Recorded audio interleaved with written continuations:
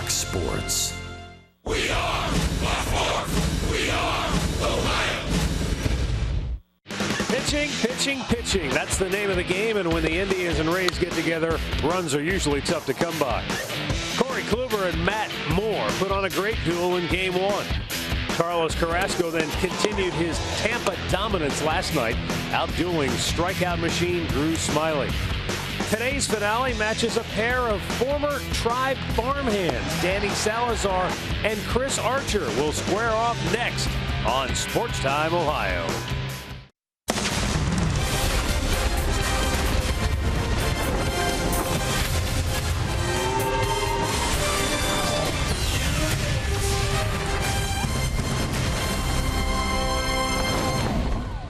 Another beautiful day in the Sunshine State. But unfortunately, fans will have to watch this one indoors at Tropicana Field as the Indians and the Rays wrap up this three-game series. It's the rubber match, and it's a great pitching matchup. There they are, the former Indian farmhands, Danny Salazar, Chris Archer, renewing acquaintances yesterday before the ballgame.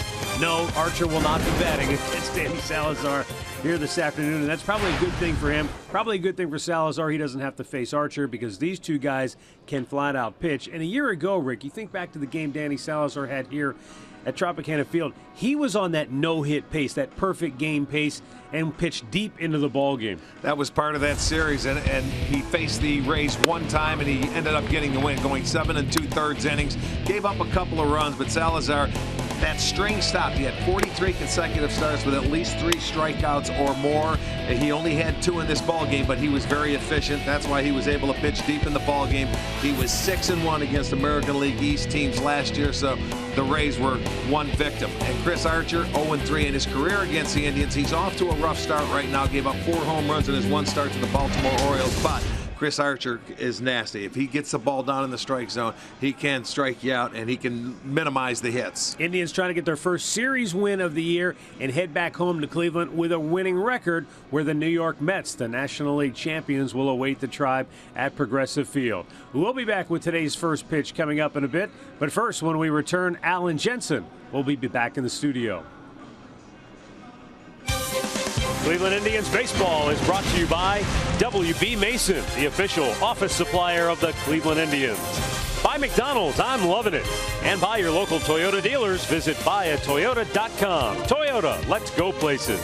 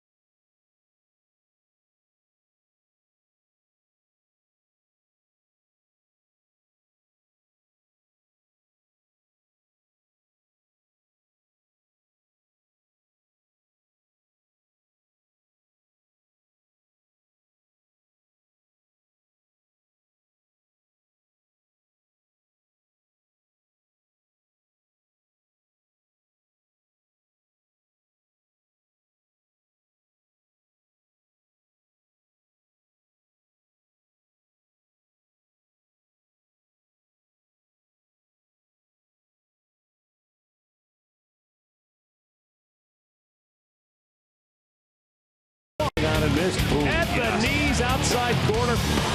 Swung out and missed. Morrison goes fishing. Kipnis crushes one. Goodbye. Davis's throw. They got him! Smashed to first. What a diving stop by Napoli. Swung out and missed. He struck him out with some high heat.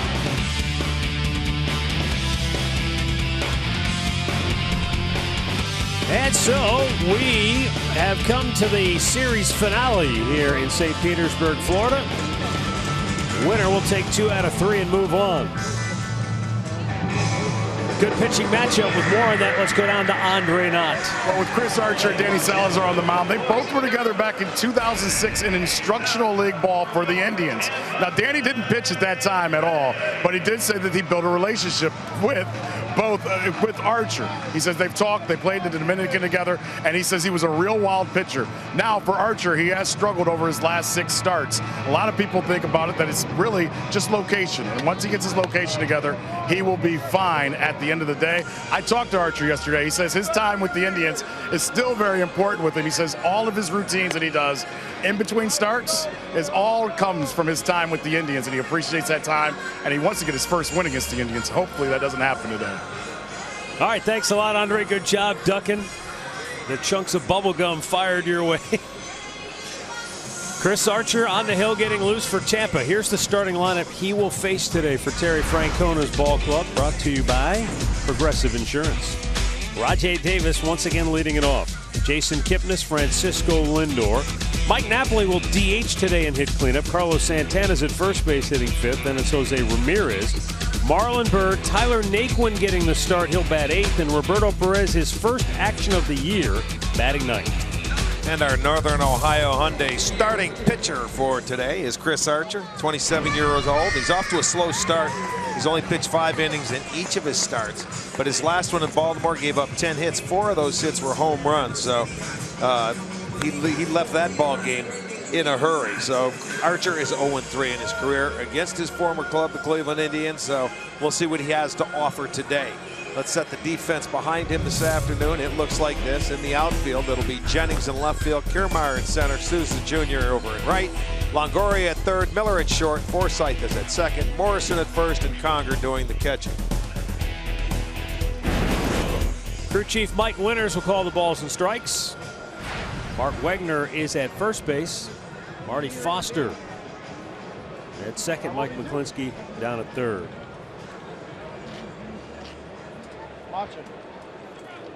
We are ready to go now as Rajai Davis steps in. And Chris Archer's first pitch is a fastball in there for strike 1.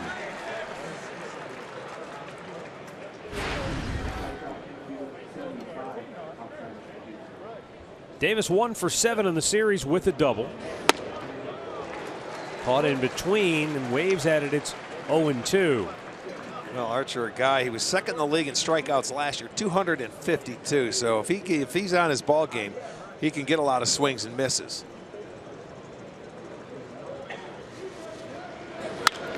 Davis fouls that off to the right. I saw a little video from his last start. It seemed like he was up in the strike zone a lot. Hence the 4 home runs, but on the year, 17 strikeouts and 5 walks.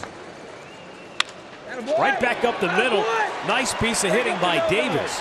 Archer's glove came off in the process. I don't think he threw his glove at it.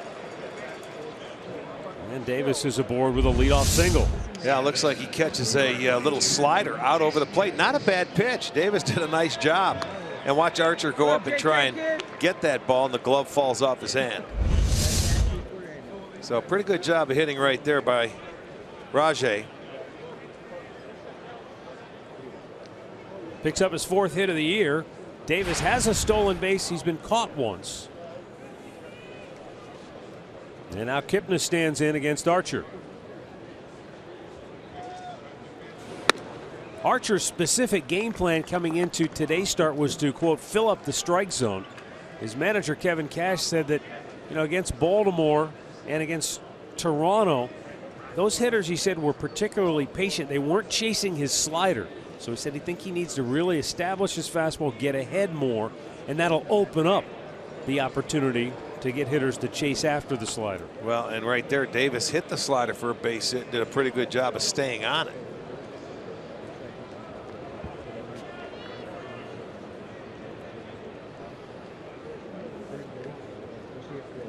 I think the Indians hitters will be glad they're finally seeing a right-hander. Well, that's something unusual, isn't it? Yeah.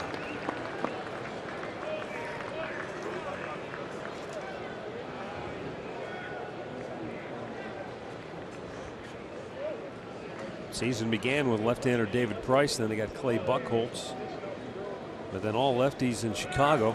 Davis takes off, the throw not in time, keeps the foot on the bag, and Davis has his second steal.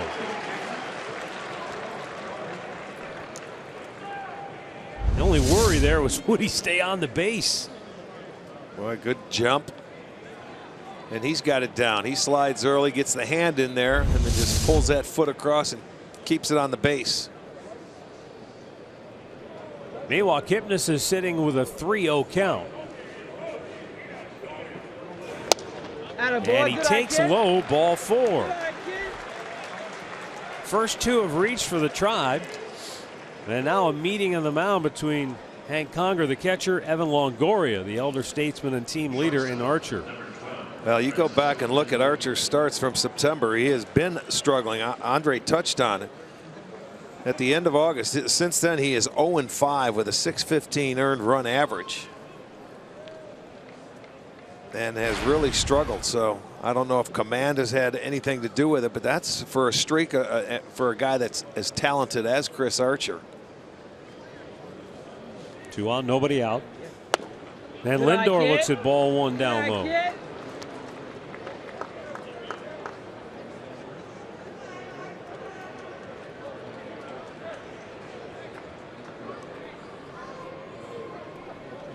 Indians trying to get to Archer early here. And that pitch does leak over the plate for a strike, 1-1.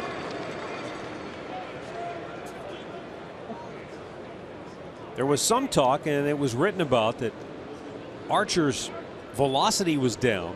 Here we go, 12. And he said, quote, "I'm not concerned at all about a 2-mile-an-hour drop-off." Also called it, the talk, comical. Swung on and missed. In fact, Archer said, you know, Eddie Romero was throwing 95 rather than 98. Nobody wanted to write any headlines about his velocity. Well, when you're the #1 starter and you get beat up, you know, in a couple of starts, of course they're going to look at something and try and figure it out. But if Archer pitches from in front of the count like this, 1-2, that's how you get hitters to expand their strike zone. Good block by Conger. Nicely done. Evens it up at 2-2. He keeps the runners where they are at, and it's still a double play situation. So it goes right into his chest protector, keeps it out in front. And you have good speed on the bases for the Indians. Davis at second, Kipnis at first. Lindor with a 2-2 count. That's fouled out of play to the left.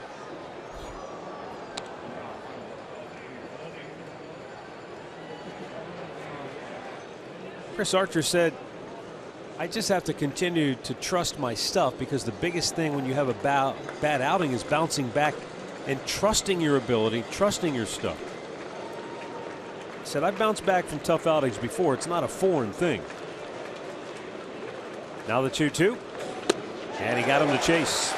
Strikes him out, 1 away. It's the slider we were talking about.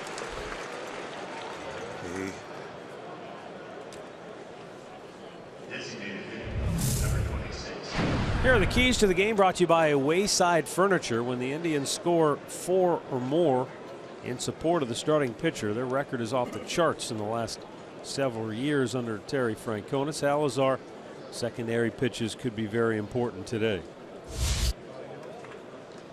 Mike Napoli. He's gone 2 for 8 with a double in the series. And he can't catch up to the 96-mile-an-hour fastball. Nothing wrong with the velocity there.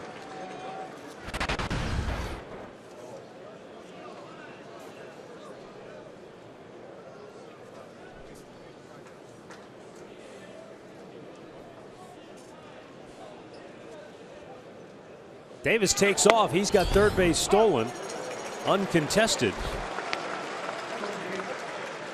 Well, Napoli took he a almost strike. did it in the at-bat for Lindor, and he stopped. But he had him timed beautifully and watched the hop, and he just took off. This time he didn't stop. And behind the plate, Conger didn't even bother. Count now 0-2 on Napoli, though. Knew he did not have a chance.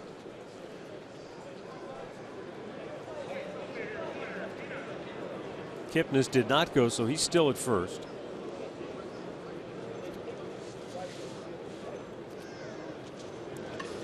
Yeah, that's where, you know, Davis just got his jump, and he went. There was no steal sign on or double steal, and Kipnis can't run because he tried it earlier and stopped. So you know, he's pretty much he's got to wait. Wouldn't be a bad time to go for him, though.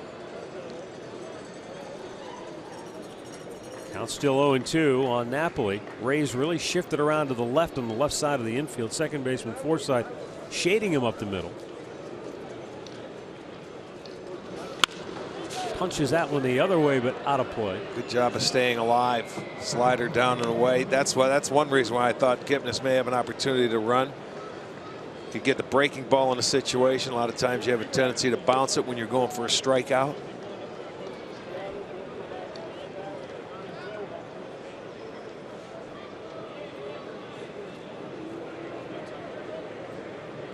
First inning opportunity for Cleveland. First and third, one out.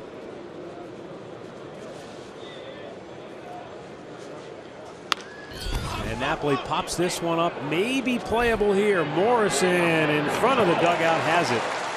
And there are two down.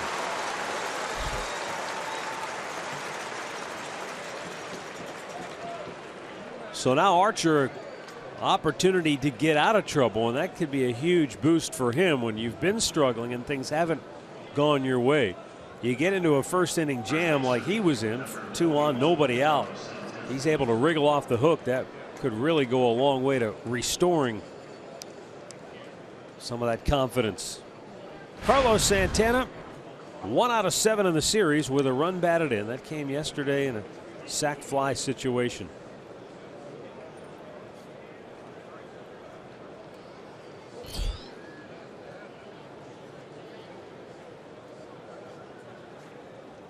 Tampa Bay will shift. They'll send 3 to the right side of the infield, including the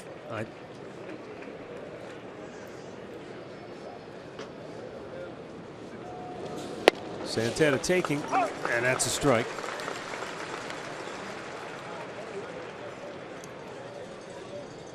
They keep Longoria, the third baseman, on the left side, everybody else to the right.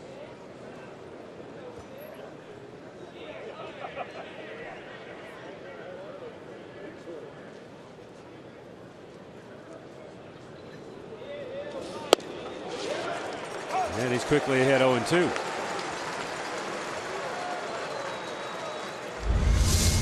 Let's check this pitch out on our Nissan pitch tracker. Slider, backdoor variety, came on the outside corner. So now Santana really has to work hard to stay alive here down in the count 0-2.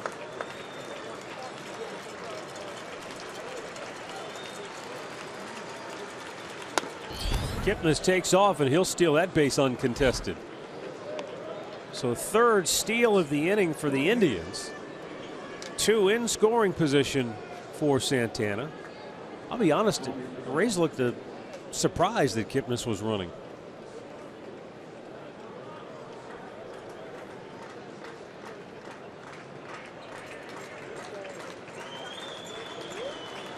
Now Archer ready with a 1-2. And he strikes him out with a high fastball. Archer K's a pair, and the Indians strand 2. Now the Rays are coming to bat when we come back.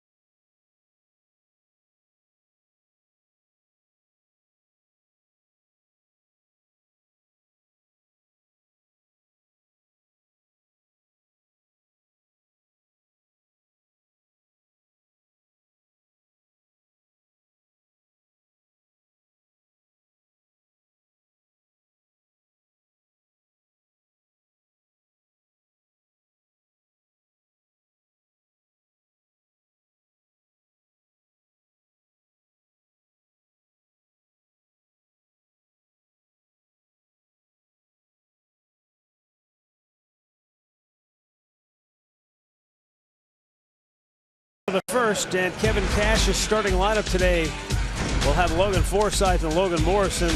Once again, a 1-2 punch at the top, followed by Evan Longoria.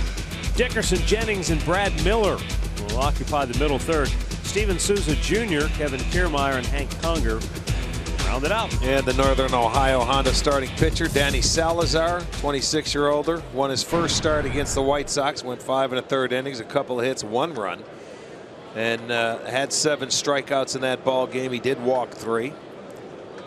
He had a beautiful start here last year against the Rays. Fouled right back. Got a piece of Roberto Perez, his first action of the season, and on the first pitch, yeah, welcome to the lineup.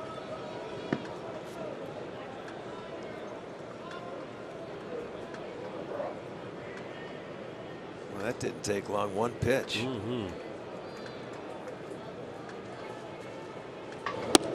Upstairs with a fastball, 1-1.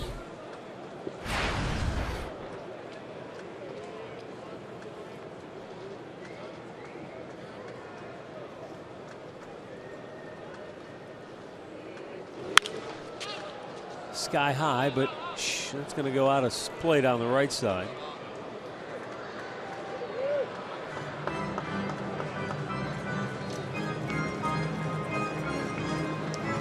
Indians 3-3 to start the year. Tampa Bay 3-5.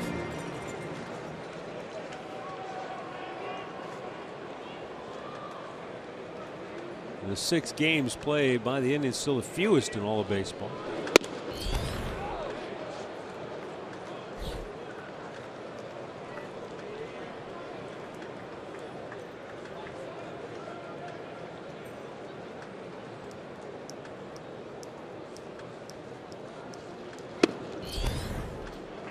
And now a full count.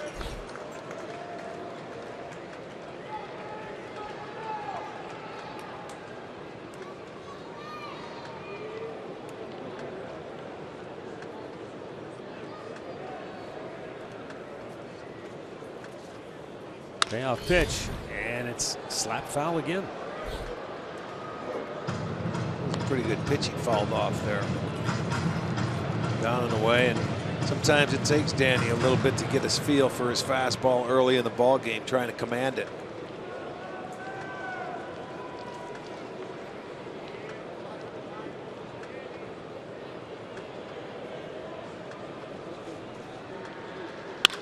Right back up the middle, and that'll get through. Forsythe has his 3rd hit of the series, and Tampa has their leadoff man aboard. Let's check the Indians defense, brought to you by Jeep. It'll be Davis in left field. Naquin gets the start at center, Bird over in right, Ramirez at 3rd, Lindor at short, Kipnis is at 2nd, Santana at 1st, with Perez making his first start of the year.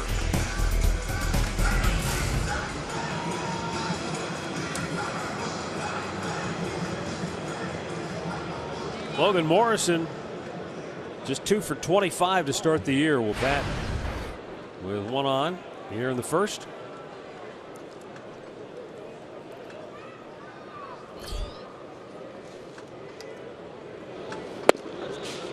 And a strike called. Perez very tough to run on behind the plate. 39% caught stealing. That was the #1 in the majors last year with a minimum of 40 attempts against. Yeah, you certainly don't lose anything behind the plate when he is in a ball game.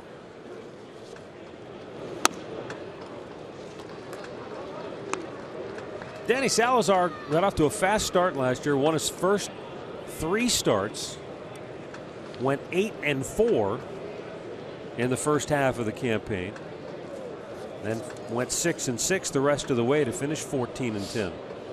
Yeah, Danny made 15 of his starts, or excuse me, 18 of his starts on the road.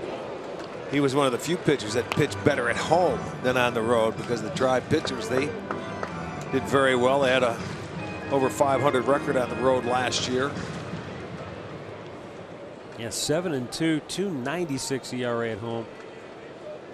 7-8, 3.80 on the road. It's a tough one to figure out why those things happen year to I know. year. Yes, it is. And it changes every year. Morrison swing and a miss, and Salazar strikes him out. Might have got a piece of it, but Perez able to hold on. Yes, he was.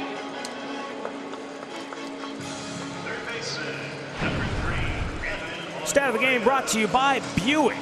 And over the last 2 years, Indians starting pitchers, it's dome sweet home. Yeah, they have dominated. Look at they're hitting 126, and most of the hits, they don't give up any in the first 5 innings. That 4-game series that they had here last year was about as well pitched as you will ever see a series.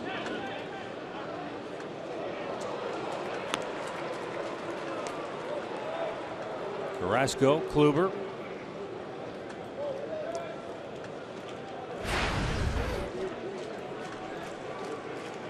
I think he went around on the appeal. Yeah, they did. Strike, the first so base umpired. Yeah, Mark Wagner said he did. So it is an 0-1 count now, 1-1. Longoria, 2 out of 7 in the series with a home run.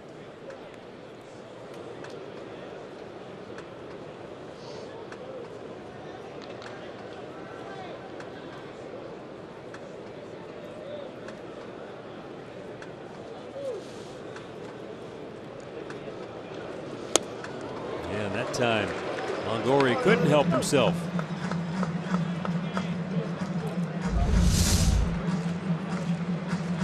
That had that spin. It was a changeup, but it looked like a slider. A lot of them do. One, yeah, that's one that came out of his hand, and it almost looked like a slider, but you could see it was actually his fork ball. A slider would have You'd see more the spin on it. Yeah.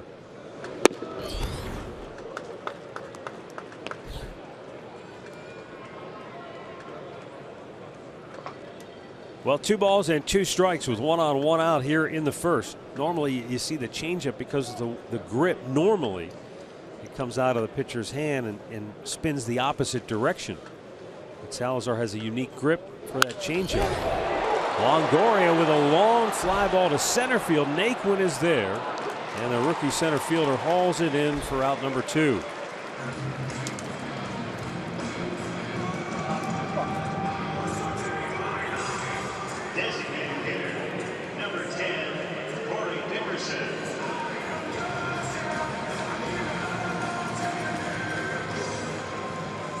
Corey Dickerson will serve as the DH once again, hitting .259 to start the campaign with 3 homers, 3 driven in, a couple of doubles, including 1 in the series.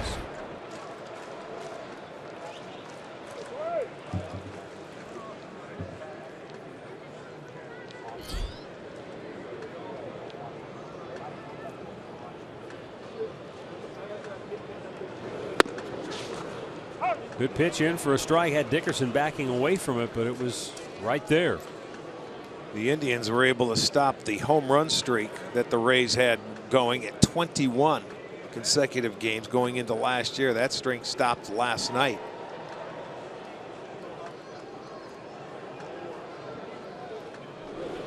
Big bouncer to first. Santana will take it himself. No runs, a hit, a man left. We played a scoreless inning here in Tampa.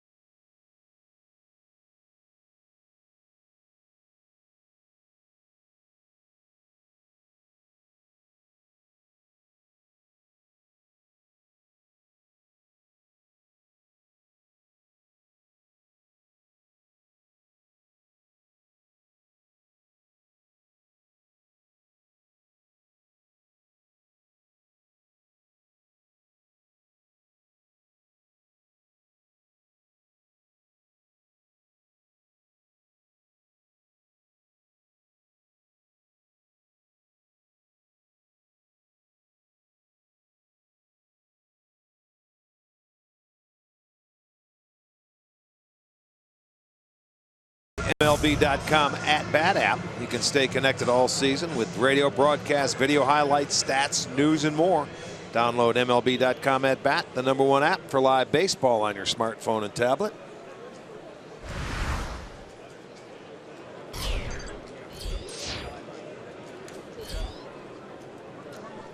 Jose Ramirez will lead it off for the Indians.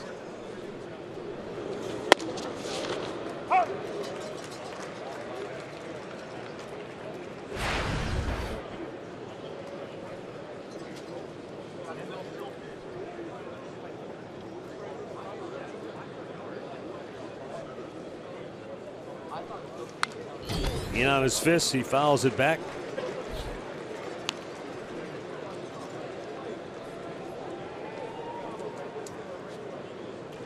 Ramirez off to a good start, batting .313.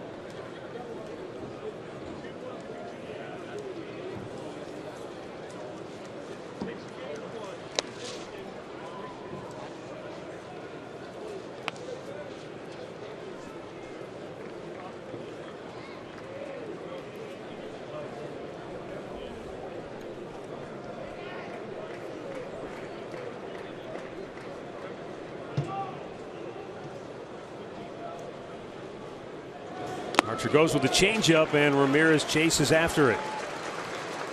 Third strikeout for the Rays right-hander.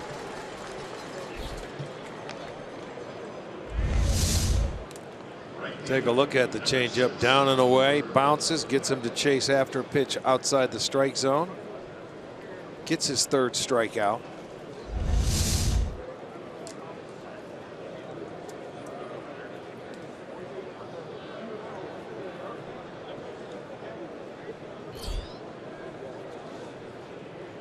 Marlon Byrd smacks one to right field, and Souza Jr. over toward the line makes the catch for out number 2.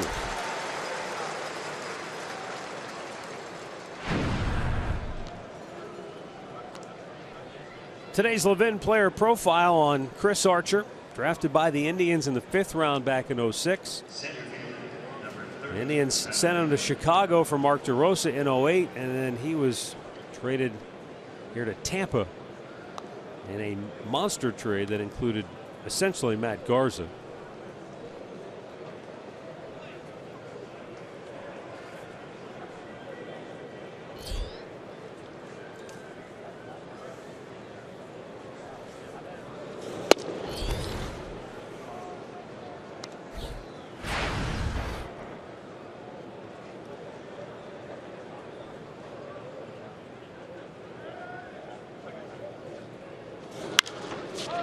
In on him, fouled out of play. Tyler Naquin. 1 out of 4 to start the year. Came in late in the game for defense last night, ended up getting in that bat. Only a second start on the year. And he shoots it into left field for a base hit. So Tyler Naquin will keep the inning alive with a 2-out single here in the 2nd. Stayed on that baseball very well. That fastball off the plate. And he did exactly what you're supposed to. Take it the other way, gets a base hit, 2-out single, second hit for the Tribe.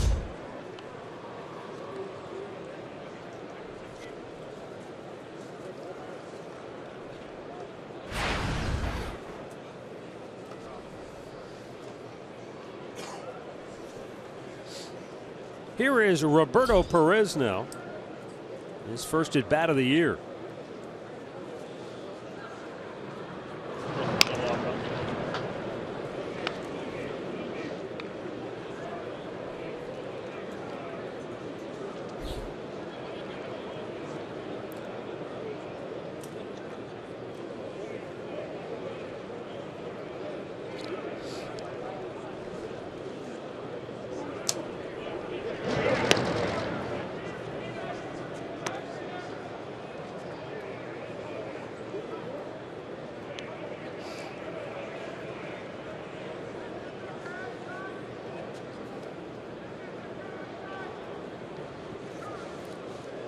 Archer fires.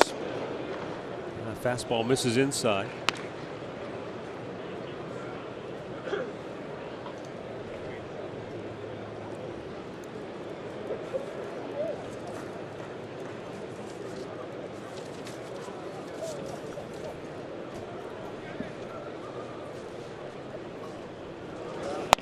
Almost took off to the backstop, and a nice spear by Conger to climb the ladder and grab it.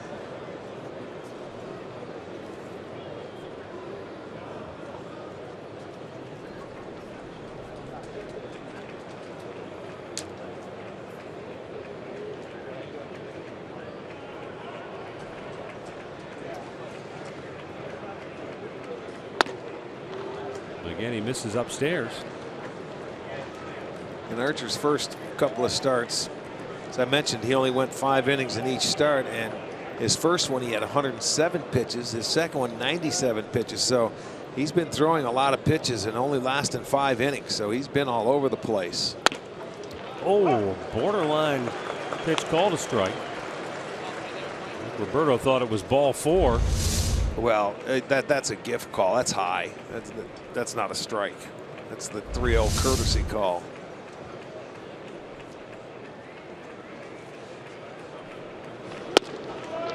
And then he executes a perfect pitch down and away, and the count goes full.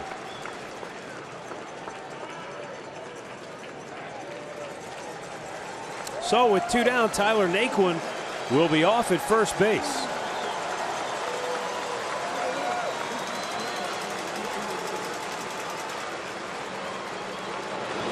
In the dirt, ball 4, and he's walked his second in as many innings. And for the second time today, the Indians have 2 on. Number 20, left fielder, Rajay Davis. We have a couple here, Joyce and Skip McClintock from Jefferson, Ohio, celebrating their 60th anniversary in attendance today to watch the Tribe play.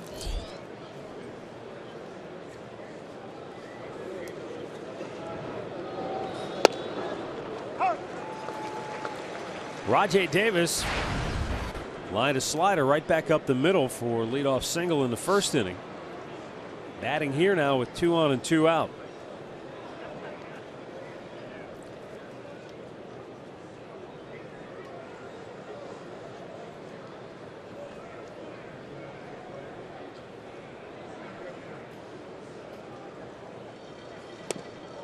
And he goes after it, but comes up empty. 0-2. That seems to be the pitch that he has a feel for better than his fastball, is that slider. Davis got a base hit on a slider the first at bat, but his fastball is all over the place today. Early. This will be pitch number 40 for Archer in 2 innings. And again, a line drive by Davis. This one right at Forsythe, ending the inning. Indians strand 2 more. No score, middle of the second.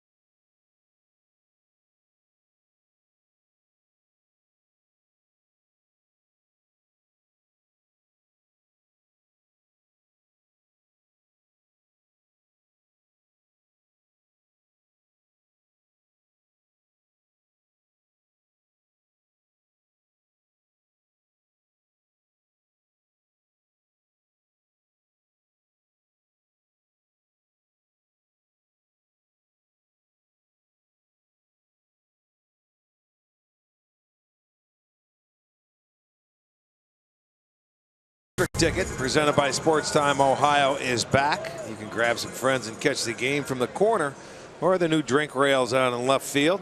District Tickets only available online at Indians.com/District Ticket.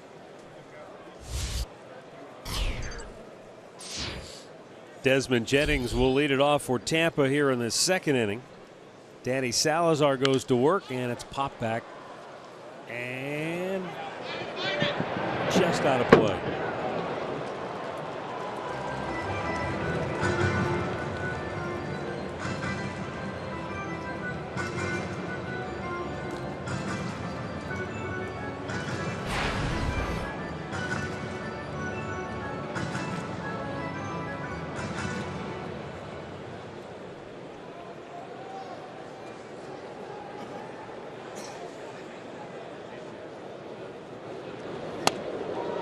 That one got away from him, cut out of the breaking ball.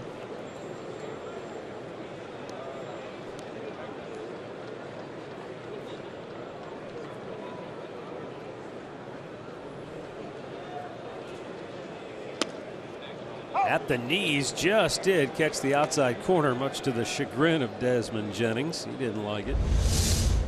Well, let's take a look at it. That's one you can't hit, so don't swing. But it's called a strike.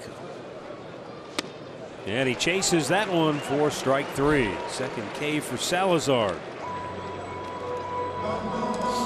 This will be our Circle K strikeout. Leave it down. Gets him to swing over the top of it. There's the spin on that changeup down. Good, well located out of the zone.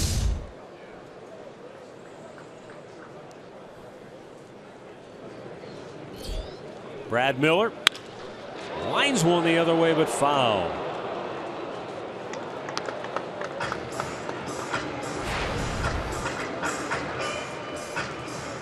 Miller just 2 out of 23 to start the year.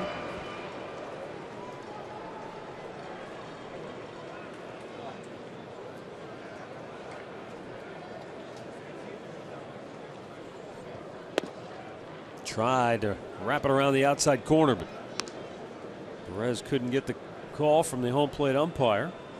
Mike Winters, the crew chief.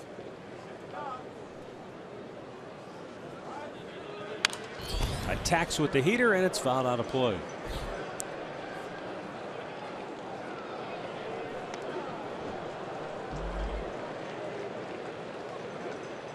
Opening game of the series, we had 10,283. Yesterday, 10,117. Now for the afternoon affair. The interesting thing to note is that middle deck is almost completely filled. I just looked over as I was looking at you, and I noticed that. A special seat program going on, but almost every single one of those seats in that middle tier are filled.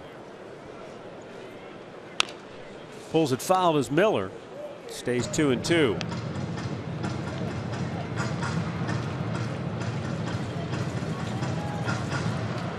Tampa will host the Chicago White Sox over the weekend. The Indians are going home to take on the New York Mets.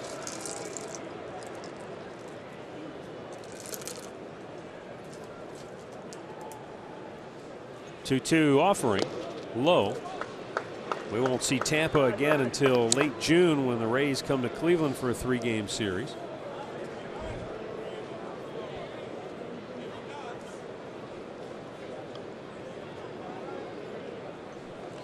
Yeah, on the homestand we'll have the Mets for 3, off day Monday, and then Seattle comes to town. 3-2 is fouled away to the left side into the upper deck. And then after that we'll get into the Central for a bit. Go to Detroit, Minnesota. Both homestands that we're going to have in April is sort of surprising that the teams only come there once. When we open with Boston, and now it's going to be the Mets in Seattle. Miller takes a walk.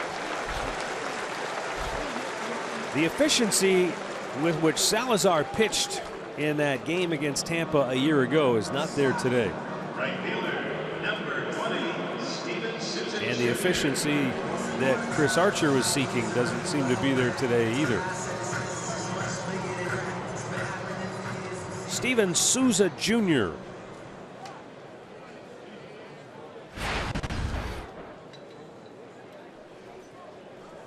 3 homers, 5 driven in with a double.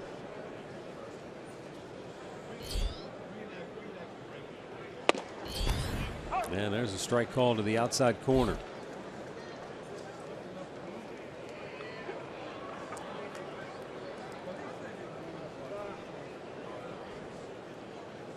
Outfield straightaway.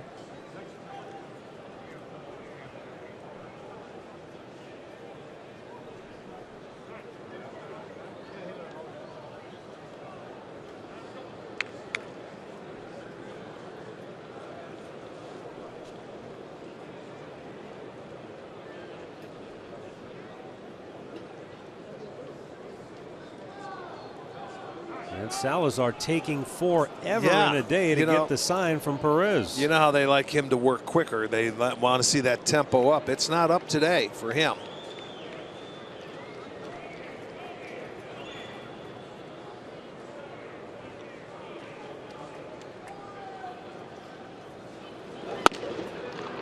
And he misses high, 1-1.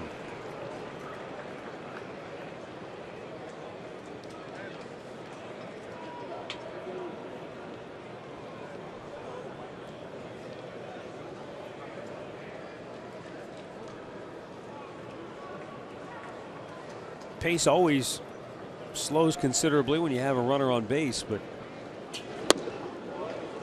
for Salazar, he's kind of working himself to sleep. 2-1. Yeah, he's walking around and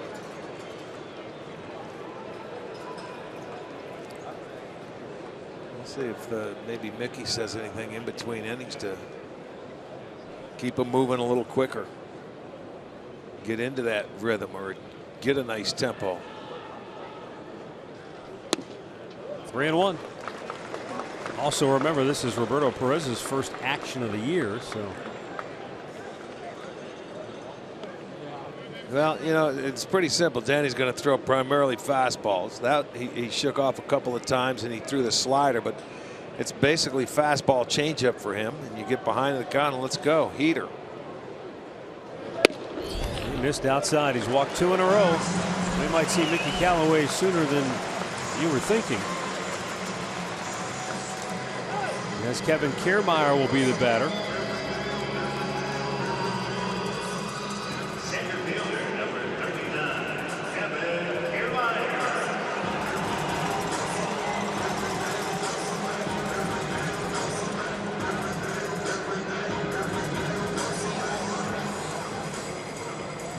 And this is a tough guy to double up here in the batter's box. He can get down the line very well.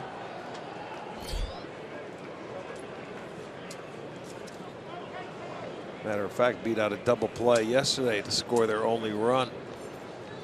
He ended up coming around to score after he beat it out.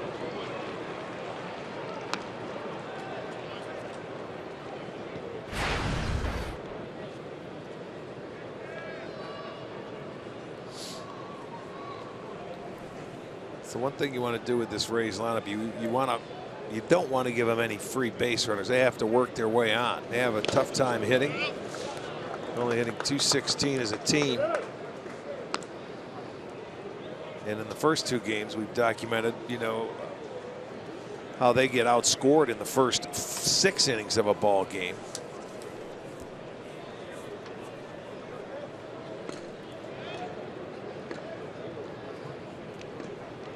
(27-9) they've been outscored in innings 1 through 5.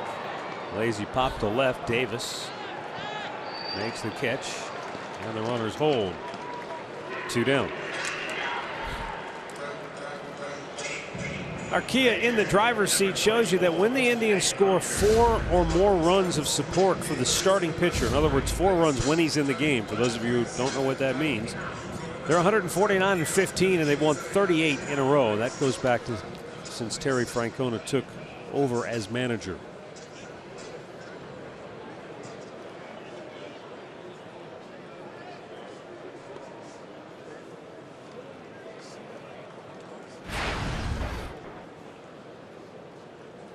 Not quite a full shift as Francisco Lindor shades up the middle, but still stays to the shortstop side of second base. And Conger checks, it's up high, ball one. And there you look at the defensive alignment. Naquin, the center fielder, shading Conger a bit the other way. Well, now Salazar about to make his 40th pitch of the ball game. That's right where Archer is for Tampa. Bullseye, 1-1.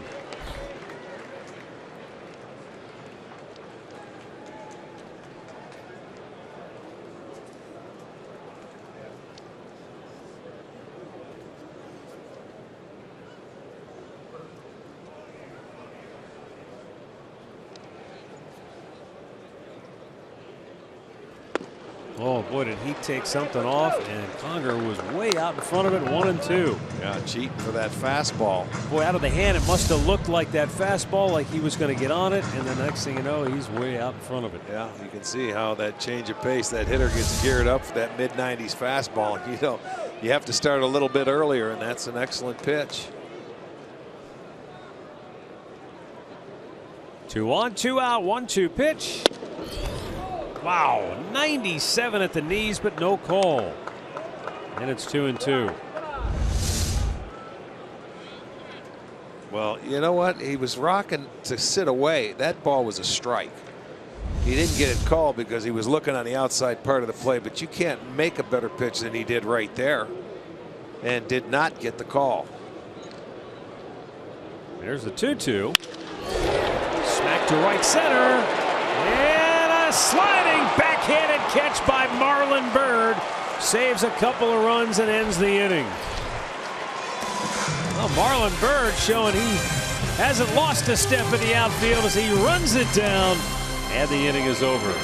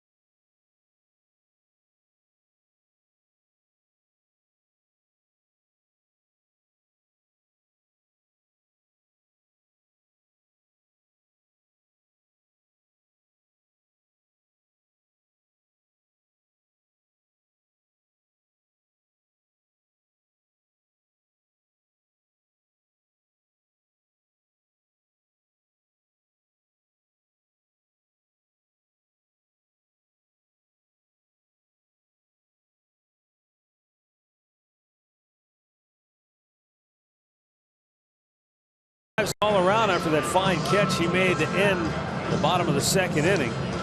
And as we head to the third, Jason Kipnis will lead it off. And as we go down to Andre Knott, it's probably a sight for sore eyes to see a right-hander out there on the hill for Kipnis. Absolutely. He told me he thought they were playing a joke on him when he actually saw a guy from the right-hand side pitching. He said it did relax him. He goes, they've worked so much at keeping his shoulder in and driving the ball with the lefty that he said everything naturally came to him last night when he saw a righty. So he was looking forward to the matchup with Archer today and really trying to get a victory in this game and go home with a win streak going for the Tribe. Well, Jason Kipnis taking a strike. He walked and stole a base in that first inning.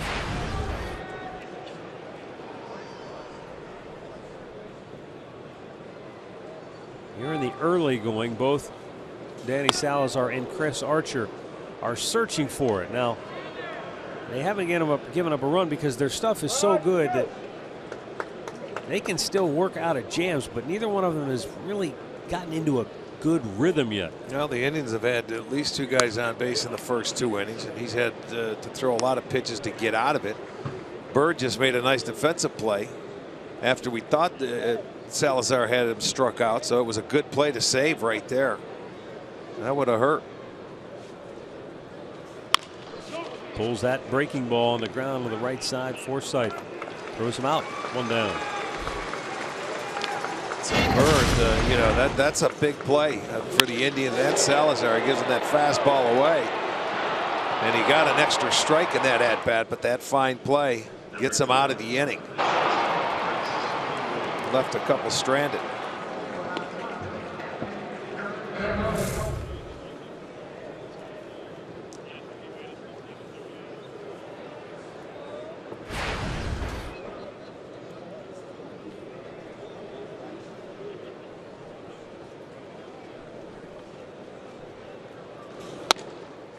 Chris Archer is a young man who really stands out on the field. And the one thing you notice is the hair. He's got the big hair that sticks out from the cap. In fact, it was his teammate Kurt Casale, the other catcher on the Rays, as Lindor bangs a base hit back through the middle, who convinced him you might want to go up a size in hats, because he said before every time he'd throw a pitch his hat was falling off because he couldn't keep it underneath all that hair in there. So he went up a size in hats, and that's worked out better. But all of his teammates, they love to chime in when they're asked about Archer's hair, and they, some admire it, some don't care for it. But Jake Odorizzi, one of his newer teammates, said, "I think he looks like a younger Don King." I thought that was hysterical.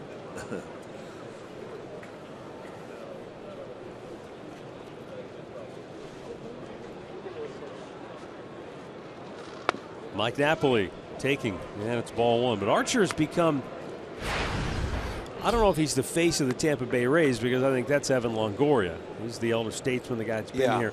But Chris Archer is quickly becoming a face for baseball. I mean, Major League Baseball is using him in a number of promotional vehicles. And Rob Manfred, the commissioner of baseball, recently told the Tampa Bay Times, look, from our perspective, Chris is sort of the ideal major league player. He's articulate, he's inquisitive, he's community minded, loves the game. You can't ask for a better package than that. And he's the ace of this pitching staff here as far as starters go. And it was James Shields who was here for a long time, and he passed it along to David Price, and then Price passed it along to this young man. And he's a good kid. He works hard, he wants to be the best, and he's good for baseball.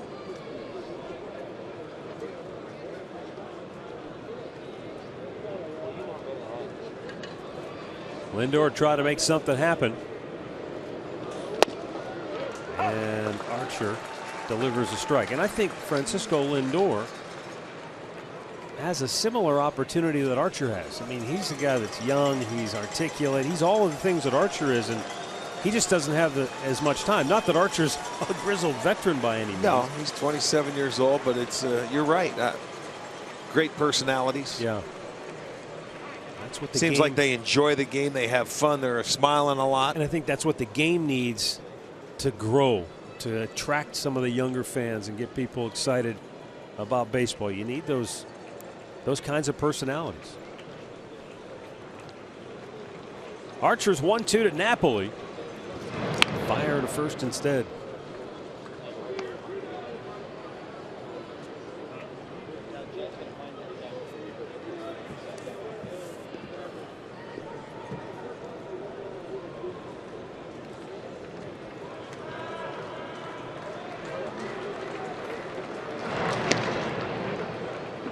Keeping a close eye on Lindor. Well, on a 1-2 count, maybe they'd want to throw over because it's usually called from the bench, and sometimes that happens when you know you're going to throw a breaking ball. So maybe it would be a good time for Lindor to take off. That breaking ball down, or does he want to come in? Runner goes, it's up high, and the throw bounces in there, gets away, and Lindor will go to third. So Conger compounds the problem with the errant throw. Now the Indians have a runner 90 feet away. Well, you can run on Conger. It was like they stole 3 already in the first inning, and here's their 4th stolen base of the day. And I told you the numbers last year coming in. That's now, I think, 43 consecutive steals off Hank Conger. And of course you say Hank Conger, it's a pitcher that you steal off of, but that throw into center field allows Lindor to get over to third base, and the infield comes in now.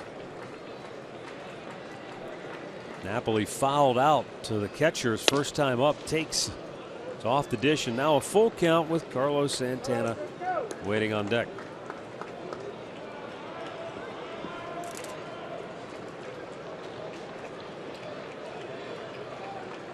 Mike Napoli, born and raised in South Florida.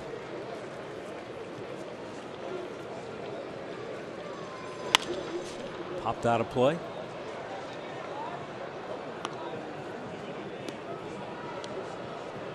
These folks were here for the series.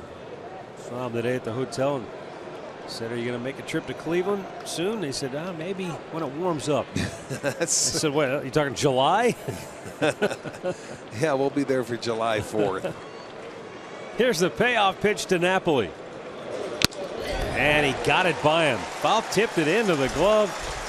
And there are two down. Fourth strikeout for Archer. Gets him with a fastball. You can see that ball away, and it was a little bit above the belt, and Napoli couldn't catch up to it. Cutter, or just maybe an unintentional cutter? It might have had a little run to it. Looked like it had some good movement. Yeah. Not the straight four-seamer that you see sometimes.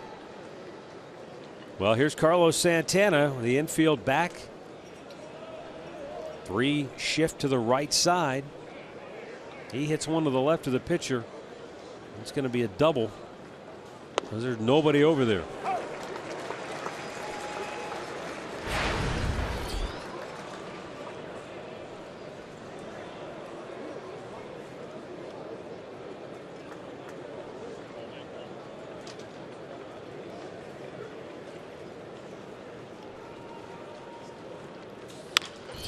Popped him up. Miller, the shortstop, grabs it, inning over. No runs a hit, a man stranded at third, still scoreless in Tampa.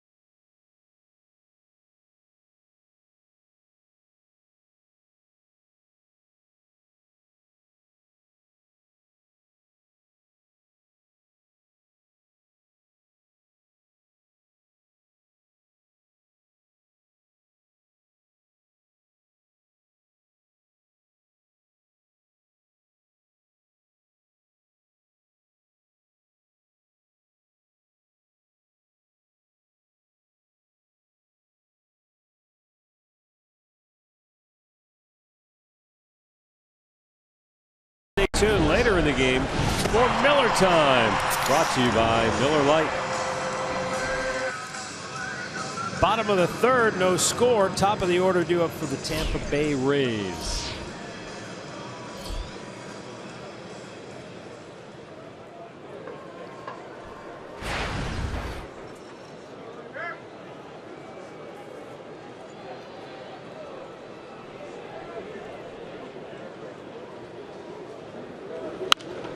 Out of play.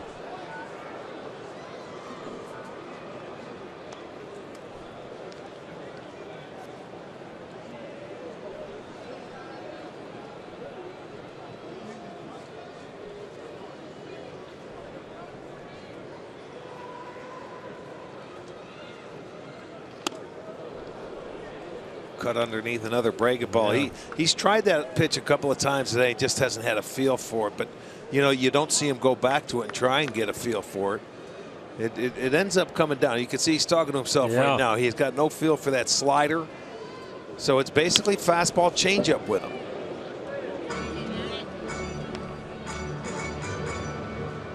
I mean, and in spring training, I thought he would work on a curveball, other than having that slider as well. But you don't see it too much in a ball game.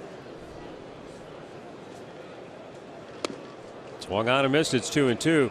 We also noted in spring training, and even to a degree a year ago, Danny might kind of bob and weave his way through a couple innings, and then all of a sudden he'll find it. He'll find that groove and lock in.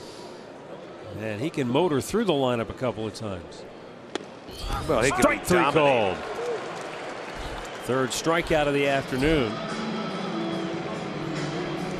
Number 7, first baseman Logan Morrison. Well, there it is. That pitch up and away.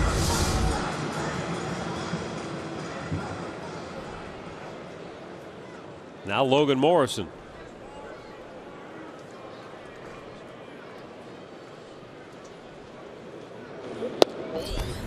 Low with a fastball.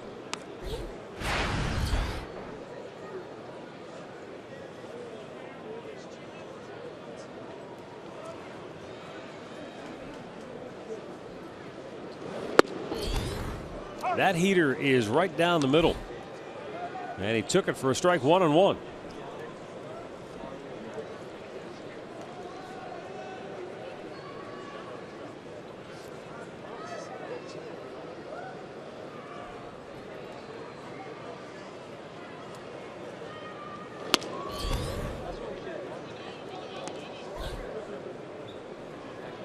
Two balls and a strike.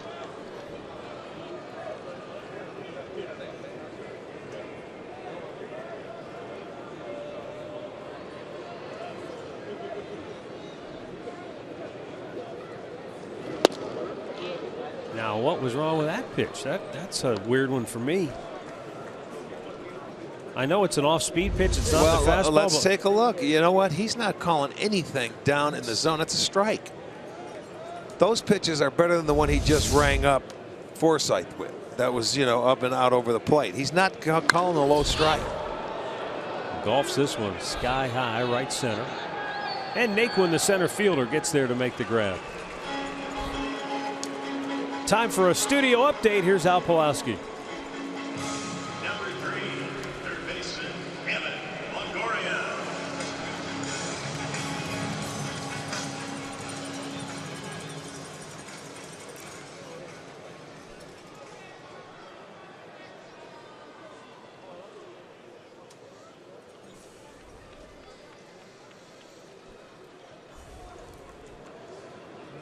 The Twins have scored 13 runs in their first 8 games. You know, that's probably one reason why they don't have a win yet. They have struggled offensively.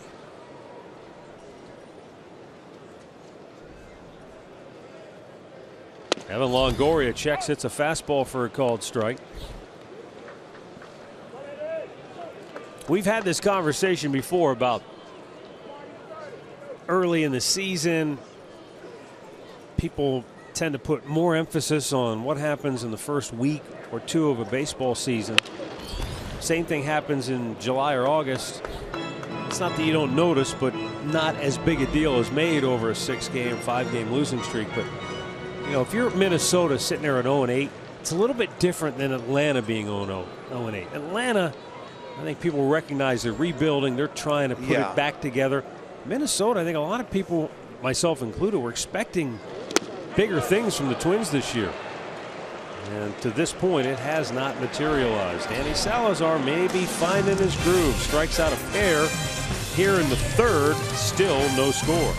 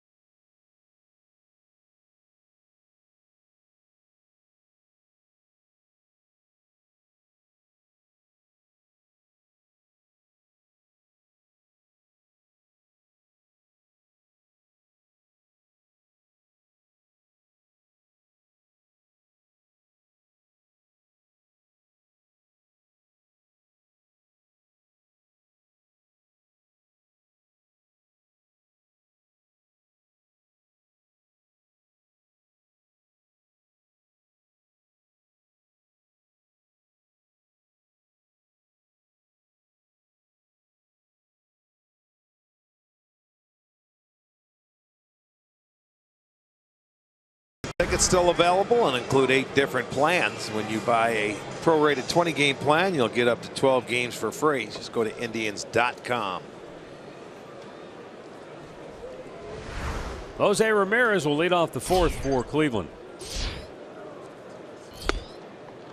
And speaking of tickets, the Indians announcing today that the rained out game against the Red Sox back in Cleveland will be made up on August the 15th. It'll be a 1 o'clock game between the Indians and Red Sox. It's in the middle of a homestand for the Indians.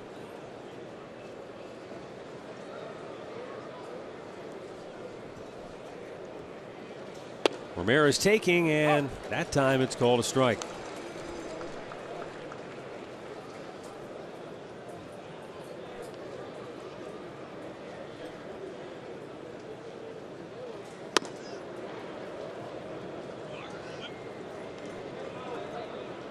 Three and one.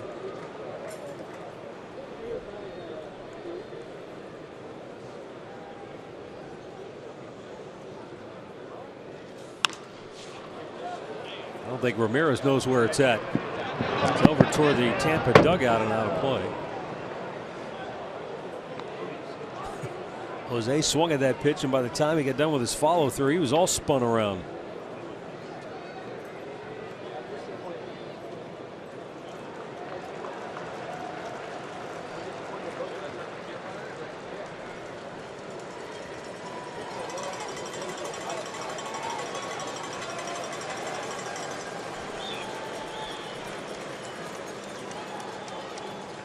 Swung out and missed. He strikes out Ramirez, number 5 for Chris Archer.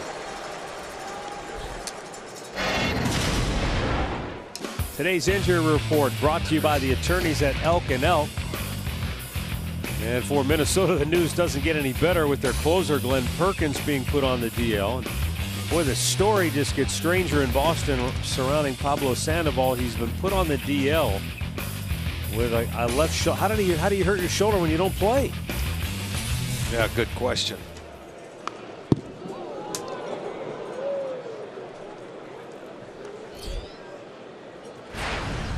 Marlon Byrd, a line drive to right that was caught in the 2nd inning.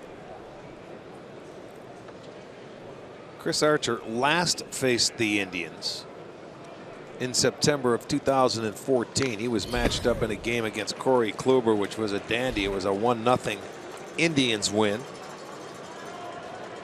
As we mentioned, he was 0-3 in his career against the Tribe with a 5.40 ERA. But early, he's danced around, some runners on base. The Indians do not have a hit with a runner in scoring position today. They've left 5 stranded. They can't get that big hit.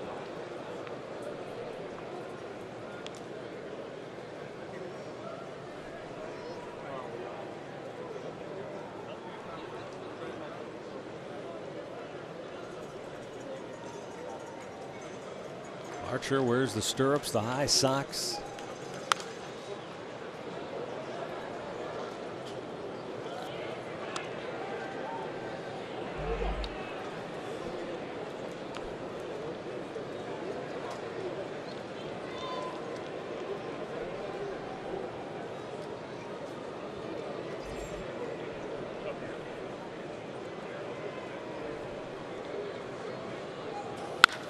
Hit hard, backhanded by Miller. The shortstop, long throw, and not in time. Byrd beats it out for an infield single.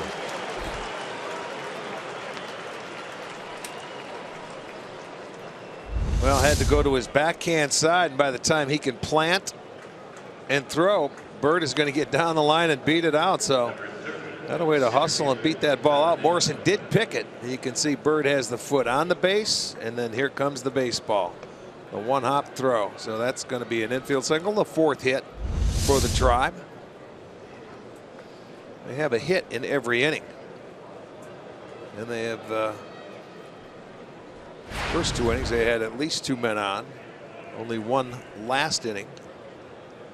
But runners in scoring position every inning so far. Yes, indeed. Now Tyler Naquin, who shot a single between 3rd and short his first time up.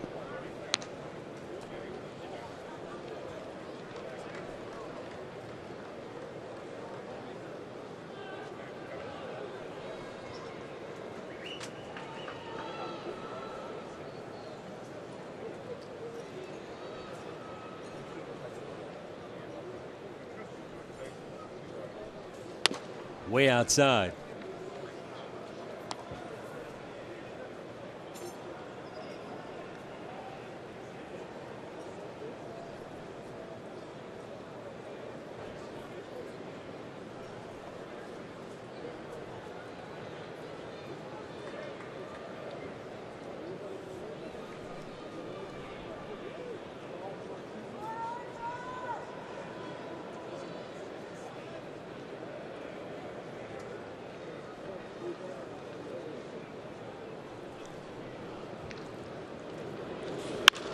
Naquin shoots that out of play.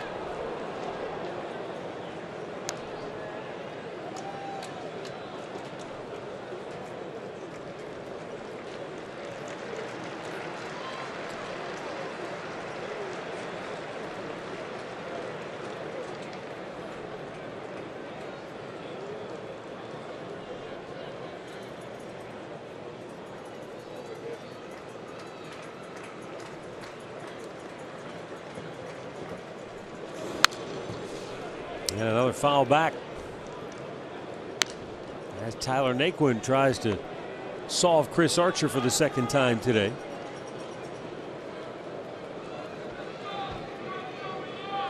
Took a fastball away in his last at bat. Took it to left field for the single.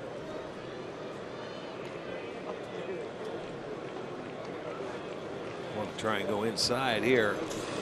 Up and away, almost to the backstop. 2-2.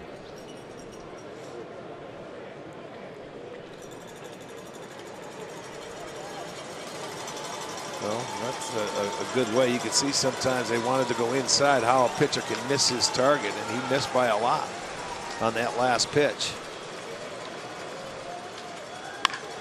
Line right into the glove for a double play. I'll tell you, he absolutely smoked that ball, and nothing to show for it but a double play. Morrison, watch this, doesn't even move.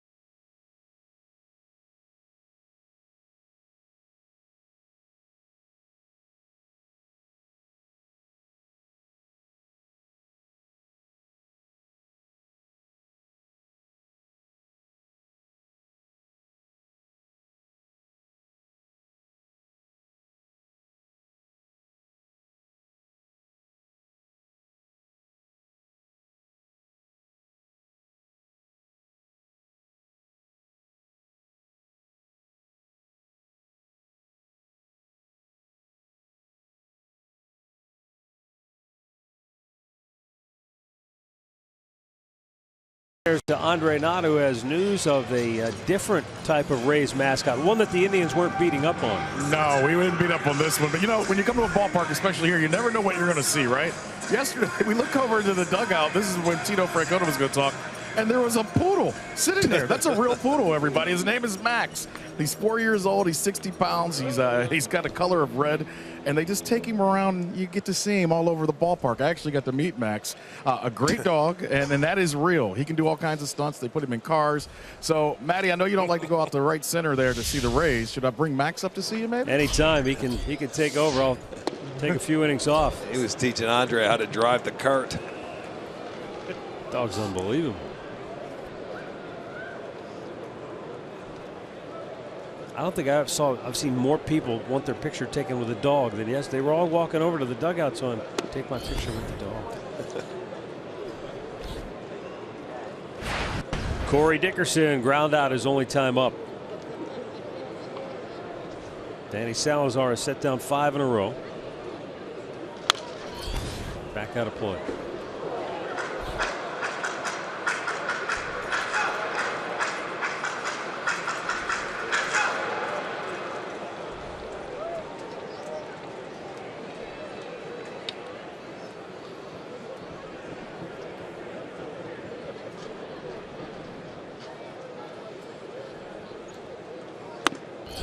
Fastball outside.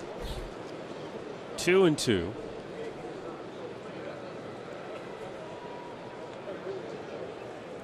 Scoreless game here in the home half of the 4th. Indians have 4 hits. Tampa just 1. That was the leadoff single by Logan Forsythe to start the game.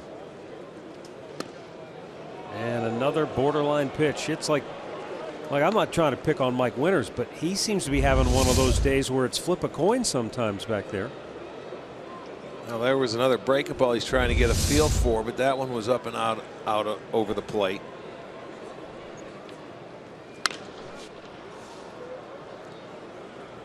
I don't know too if it's tough sometimes for an umpire, even a veteran like Mike Winters, when you've got pitchers who are sort of, I don't want to say they're all over the place, but they haven't been consistently pounding one area of the strike zone, and he's probably having a tough time getting a feel for 2 guys that are throwing in the mid-90s. Yeah, and they're all over the place.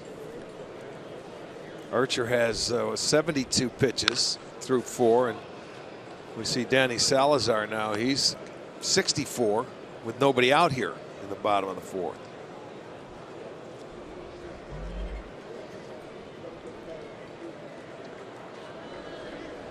I think Carrasco had like 60 pitches going into the 6th inning last night. Oh yeah. He was very efficient. You know, when you watch a guy pitch a game like that, anything else looks, you know, guys that are all over the place. He had what, 13 pitch innings? He had about 4 or 5 of them. Well, in last night, Carlos had 1 walk in 8 innings, and Danny's already walked 3 here today. So different story. Yeah, Carlos very efficient last night. Just some excellent stuff. Last 2 starts in this building have been about as good as you can do. That's our great clip of the game from last night. Carrasco 3 times out here at the Trop, unbeaten.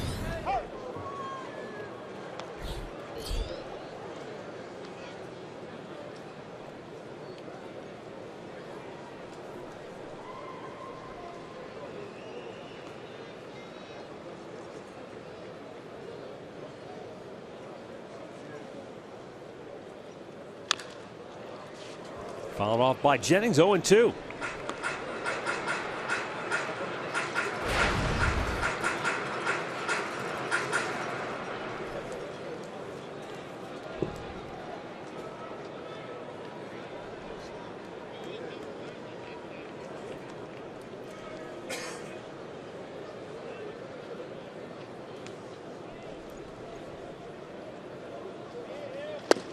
And strike 3 called. Jennings out looking for the 5th strikeout of the day for Danny Salazar. Good fastball by Danny. Boom, right on the outside corner. Tough pitch to handle. You can see it. It's just that angle of where it goes, and it's a perfect pitch right on the outside edge. That's where you want to live at if you can. Now Brad Miller walked his only time up today.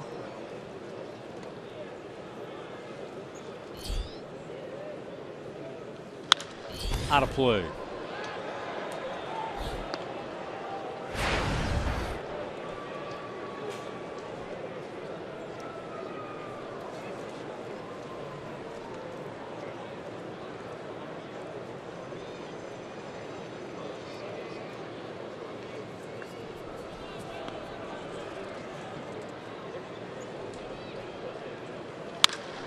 To center field, Naquin will make the catch, and there are 2 down.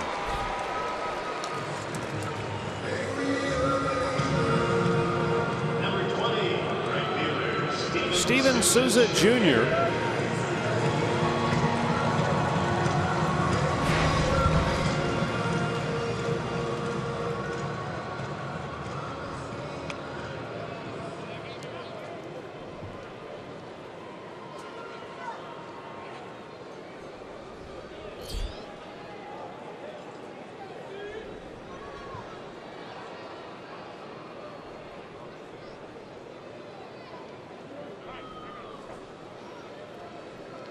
Souza Jr. came to the Tampa Bay Rays a couple of years ago, and it was a very complicated 3-team trade between the Padres, the Rays, and the Nationals.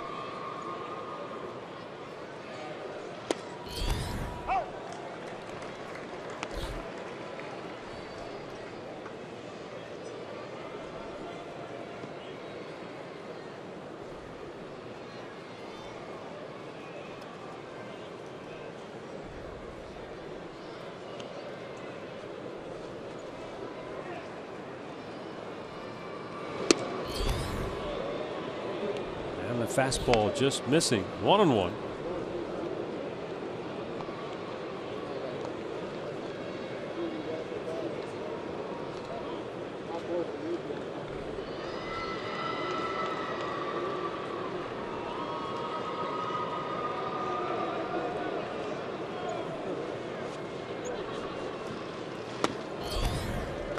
Two balls and a strike.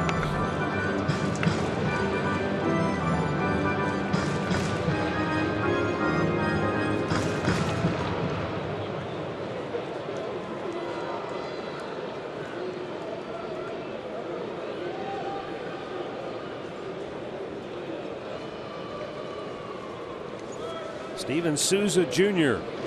swings and misses, and it's 2-2. He went to the same high school as Grady Sizemore, and like Grady Sizemore, he was not just a terrific baseball player, but a great football player too. And like Grady Sizemore, he passed up an opportunity to play at actually Grady was at UW.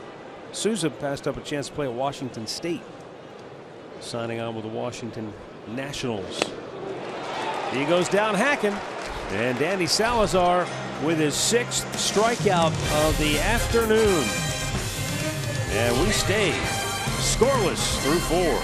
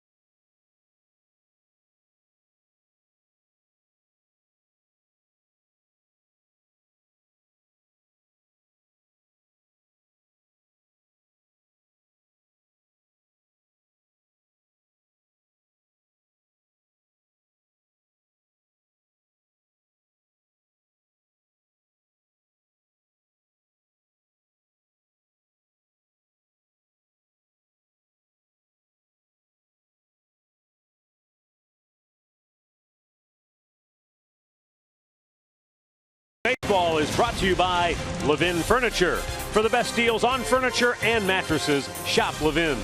By your Northern Ohio Honda dealers. And by the Cleveland Clinic. Access anytime, anywhere.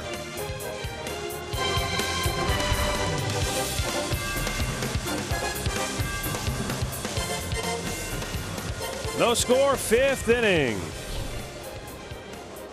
Roberto Perez, number 9 hitter, going to lead it off. Then it's Rajay Davis and Jason Kipnis.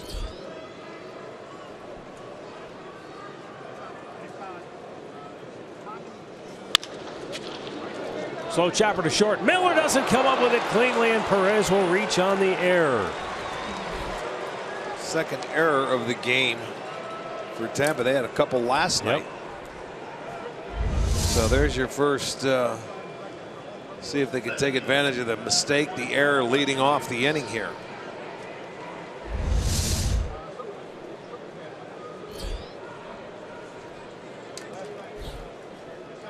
Now Kevin Cash can't like that. You don't want to give extra opportunities in a tight game like this one.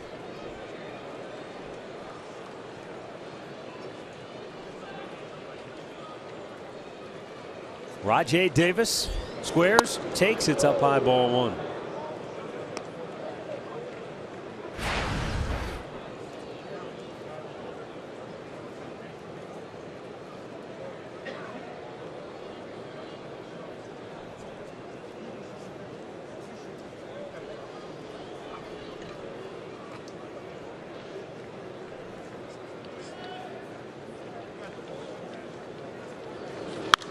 High pop, foul, and into the catwalk, off the catwalk, Ricochet. and into the upper deck. We've seen our share, at least 3 that have been up, if not 4, in that catwalk in this series.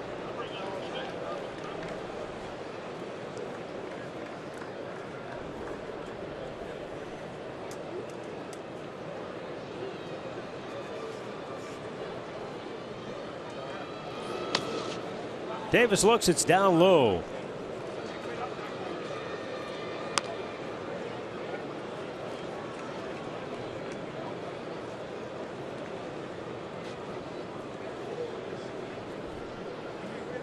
Rajai lined a single into center field his first time up, then stole a couple of bases but was stranded at third. And the last time up with 2 on and 2 out, he hit a line drive, but the second baseman Forsythe snagged it to end the inning.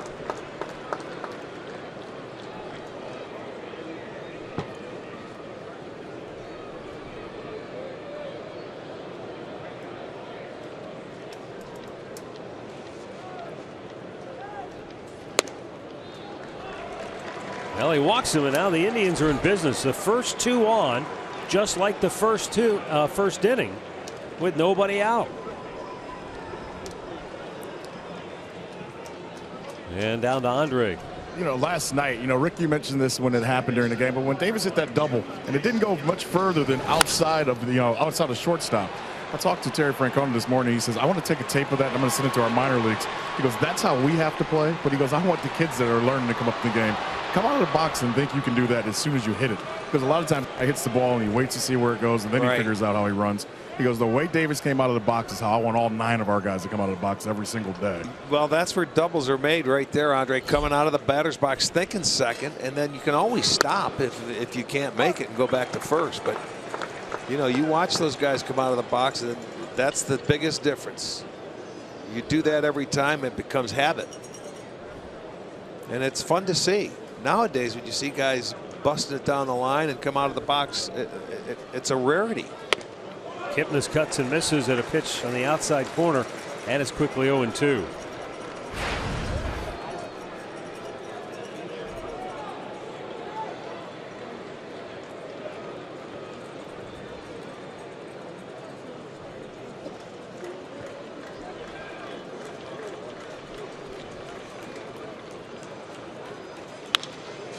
In the air to center field, backpedaling is Kiermaier, tagging at second Perez, but no chance to go to third. And there's one away.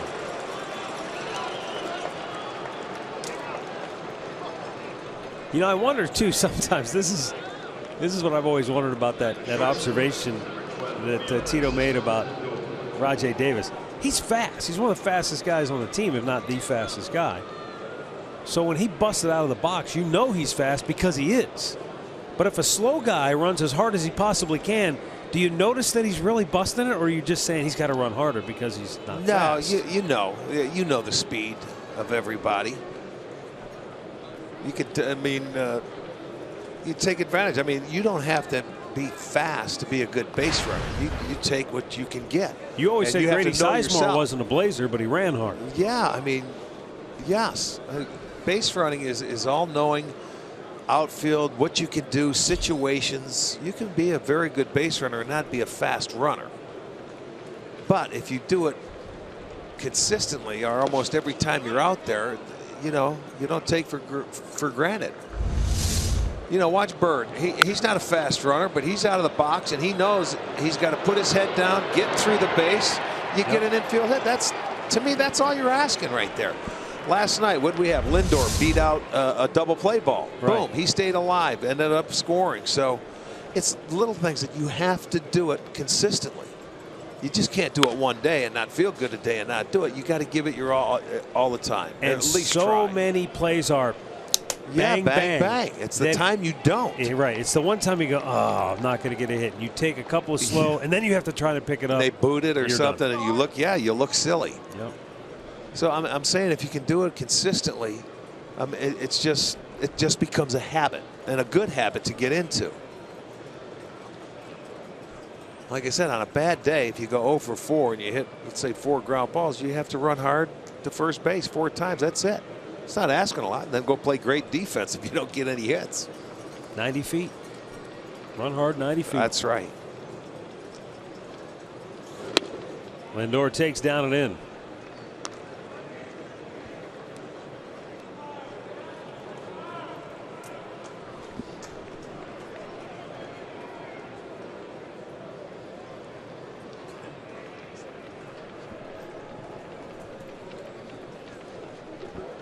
Two-one pitch. Lindor with a ground ball that could get through, and it will.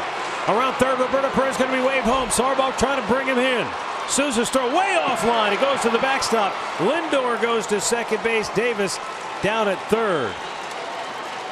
Well, they finally get a base hit with a runner in scoring position. So they take advantage of the error that led off the inning. Lindor gets a breaking ball, hits it into right field. He'll go to second on their third error of the ball game because the throw is wide of home plate. So the Indians on the board. 1-0 game. And it looked like Conger, he wanted to try and make the tag, and he didn't even have the ball. You got to catch the ball first. And Archer has to run back, and he's trying to get back there into position. Just got there a little late to stand behind, but that allowed Lindor to go to second base. Jim Hickey, the pitching coach, out to talk with Archer. This inning started with an error by Brad Miller, and then the walk to Davis, and after Kipnis flied out, Lindor delivers the RBI single. 1-0 Cleveland, but boy, the way this game has gone, you want to try to add as many as you can.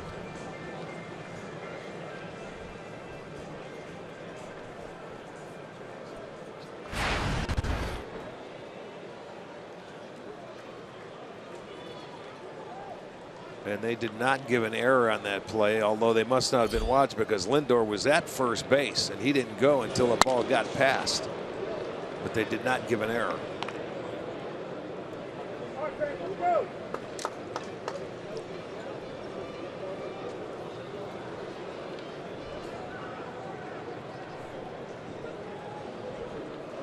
Now Mike Napoli has had opportunities every time at bat to get a runner home from third or in scoring position.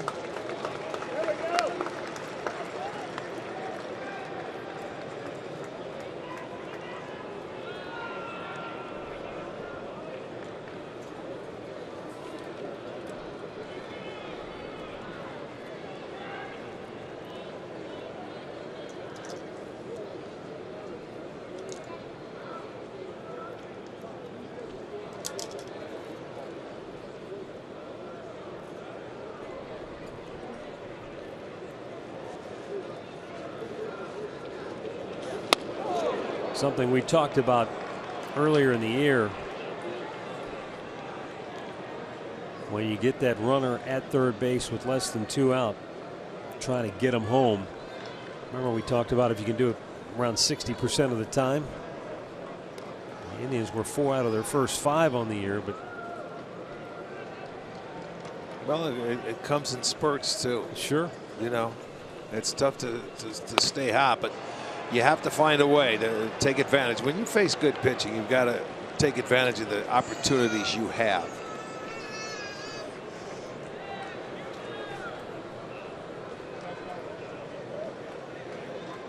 Infield in. Tampa bullpen now getting some action in it. 75 pitches, or rather 89 pitches on the day for Archer. Salazar's at 75 for Cleveland. Napoli taking a strike and a full count. So as he hits the 90 pitch mark, you take a look. That first inning was troublesome, and now again here in the 5th, only 1 out. And just remember, this inning started with the error. Yep. Ground ball, routine ground ball to shortstop. Davis down the line at third. Napoli got a piece.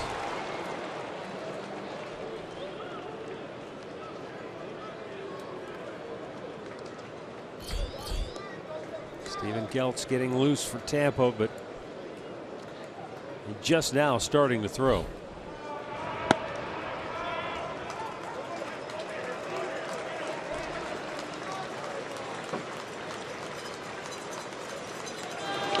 Again, Napoli. I thought he got a piece. Maybe he didn't. The tag at home plate by Archer, and Davis is out. And it's only the second out of the inning. Yeah. Lindor's halfway down the line at third. There's a lot of confusion on the field. And now Archer will run him back to the bag. Well, Napoli struck out, but nobody was on first, so he could run to first base. They got the out at home plate for the second out. And the Rays were coming off the field thinking it was a strikeout. Well, first base is open. He can go. They make a nice play. Look at Archer. He gets there in a hurry and he applies the tag. That's a good job on his part. That's only 2 outs because Napoli reaches first base. They didn't make a play and throw down there to get him. So he's got a chance to get out of it again. And now it's still first and third on the strikeout.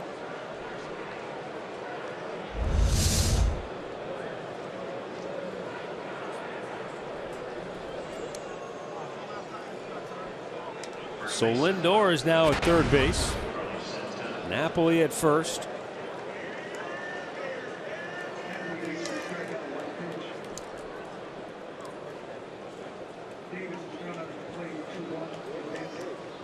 Six strikeouts for Archer.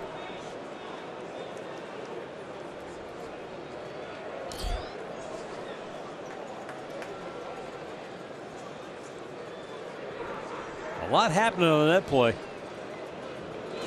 You got a strikeout, a wild pitch, and a put out 2-1 at home plate. You don't see that a whole lot.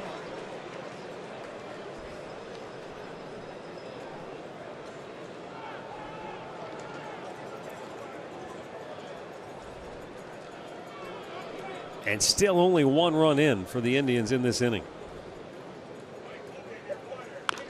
Santana pulls it foul into the Tampa dugout. And he's in the hole 0-2.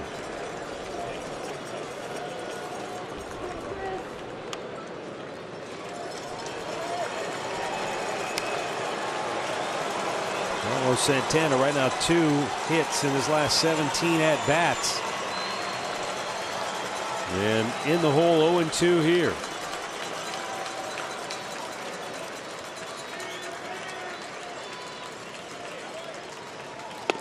Missed inside. It's a good pitch, though. Effective to at least get Santana off the dish. Tried to throw one under his hands and get it on the inside part of the plate, but he missed in off the plate like he should.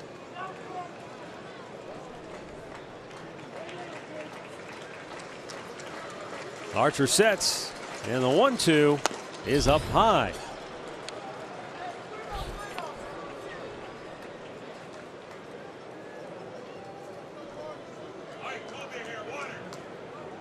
Now Lindor at third base, off in foul ground. Napoli held at first by Morrison. And the 2-2 is right back up the middle. Miller, the shortstop, steps on the bag, and that will end the inning. Well, the Indians get the only run of the game. But this is a strange one in Tampa. 1-0 Cleveland, middle of the 5th.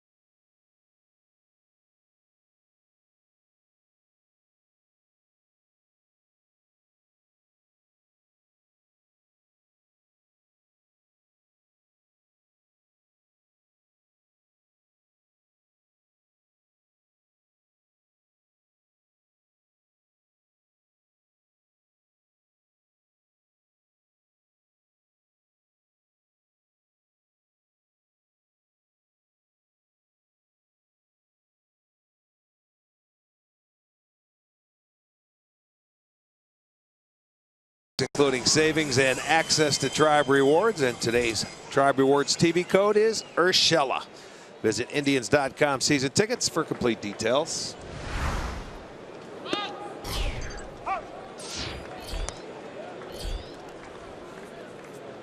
Well, Danny Salazar handed a 1-0 lead, bottom of the 5th. Kevin Kiermaier, Hank Conger, and Logan Forsythe threw up, pops him up straight on the infield. Shortstop Lindor makes the grab, one away.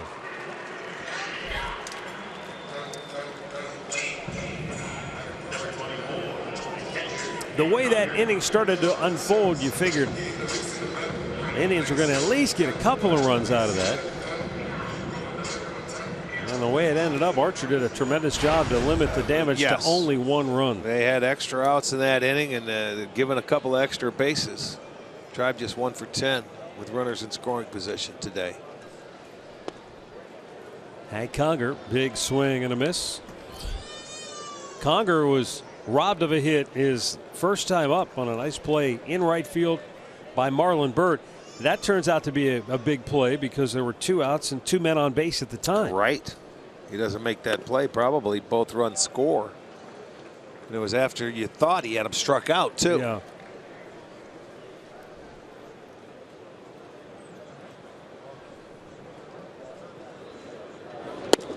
And Conger cuts and comes up empty yet again. 1-2.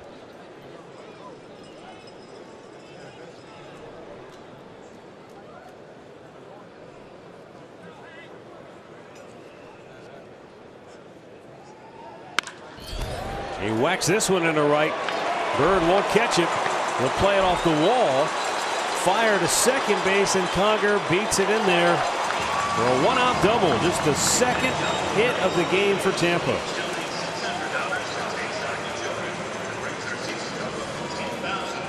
I'll tell you, Conger doesn't get cheated. He swings it hard up there, and there's a ball that Danny threw down the middle, and Conger took advantage of it. Roped it into right field. It gets to the wall. He hustles his way into second base. You're right, the leadoff single in the first, and now he doesn't give up a hit until a 1-out. And what are they looking at here? Oh, maybe the play at second base? Maybe he came up off the base on the slide? Well, they could maybe steal an out here. Let's take another look. I did not see it, but I see Tito out of the dugout, so. I mean, he beat it easily, but did he come off the base? And see if Lindor applies the tag. Let's see. Let's see. He's off the base. Where's the tag? Well, and you can see Lindor immediately. Let's see. Here we'll see the tag. He's out. I think it's close. You see, that's going to be awfully close. It's hard to tell where was the tag. You know, actually I got to applied. tell you though, with this replay, it wasn't designed for plays like that.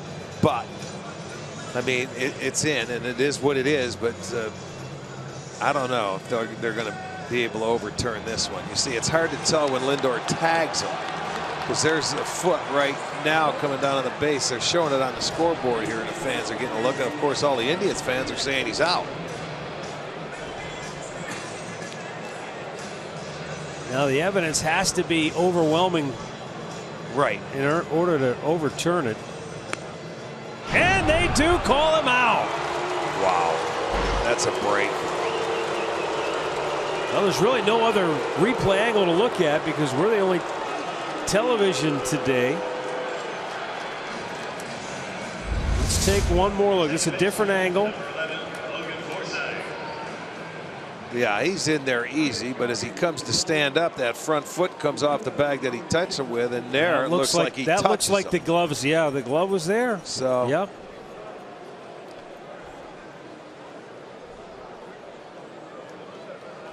They give him credit for a double, and then the putout goes 6 unassisted.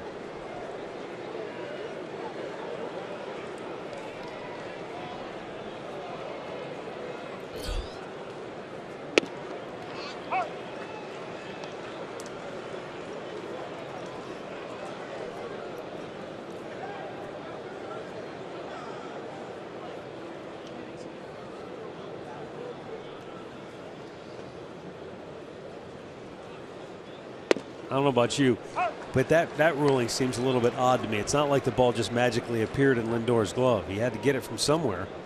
Well, you're talking about taking an assist away from the outfielder just because the initial ruling was safe, and then he popped off the bag. I know. It's like if you steal a base and you overslide it and they come back. It's yeah. It's different. But that's not why the replay was designed, for sure. And there's been a few outs like that over the course of last year and this year where a guy just pops up and you're a little off the base even though he beat it by plenty. But I mean, that's the rules now.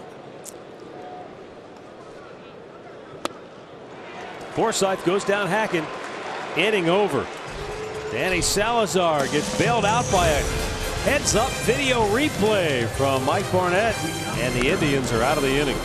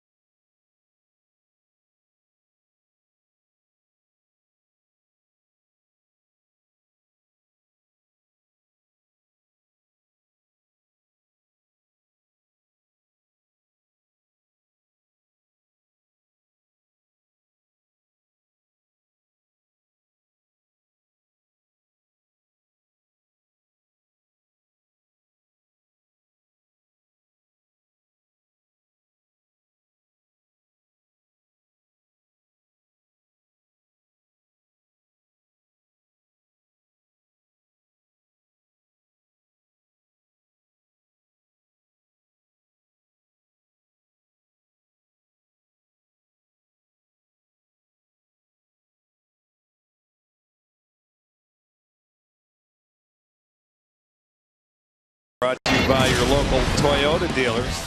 Last inning, it starts with an error. Perez reaches first base, then a walk, and then the first hit for the Indians on the day with a runner in scoring position will drive one home. Weird inning.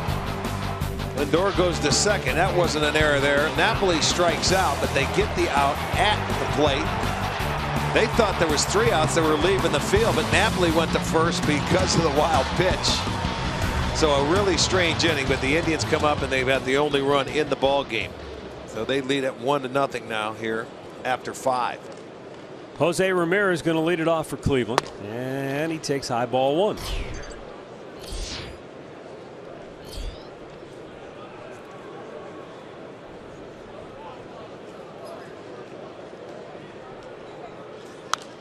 Right back into the crowd.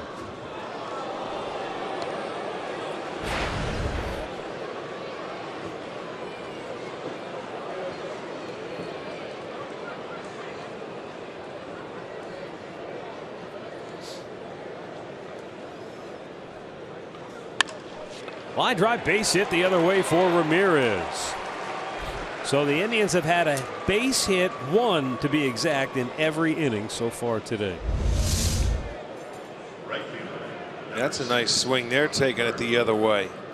3rd time they've had their leadoff man aboard. Davis started the game, and the error last inning, and now the base hit here by Ramirez. 6 hits now. And that pen is ready for Tampa down there. Whenever Kevin Cash wants to go with it. There's Marlon Byrd, an infield single his last time up. He blasts one to deep left center field. Jennings looking up. Gone to Souvenir City. Marlon Byrd with a mammoth 2-run homer here in the 6th to make it a 3-0 Indians lead. He'll be going to that bullpen now.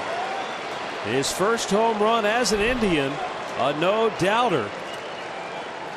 And Kevin Cash, maybe like Terry Francona in the series opener, staying with his ace, perhaps one batter too long. Well, no doubt. And Bird jumped on that slider out over the plate, hits it deep. So that's a quick 2 runs. Ramirez took him the other way. Bird hits his first home run, makes it a 3-0 ball game. The 5th home run allowed this year by Archer. In his last start against Baltimore, there were 4 solo home runs. This is a 2-runner. You know, an interesting note on that outing in which he gave up the 4 home runs, all of them solo shots. First Rays pitcher to do that since Matt Garza, the guy he was traded for. Yeah. Naquin tried to hold up, and he did not go around. Bird's hit a few of those in his career. He knew that one was swatted.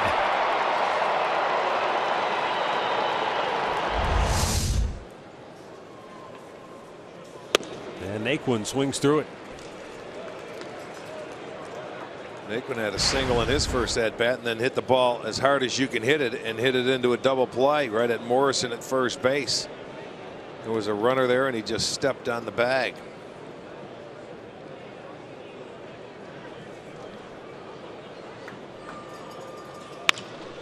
And a ground ball between first and second. Archer covering, beats Naquin to the bag. 1 away.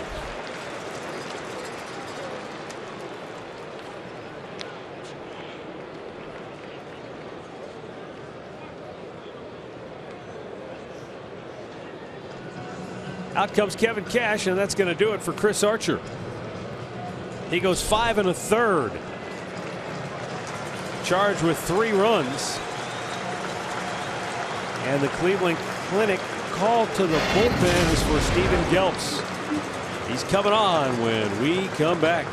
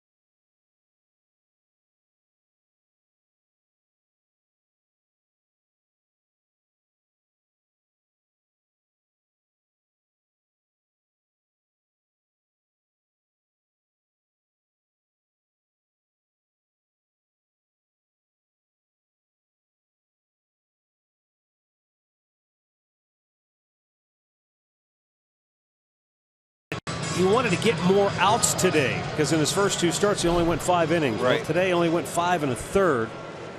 So still searching for that early season rhythm, that success that he's grown accustomed to. New pitcher is right-hander Steve Geltz.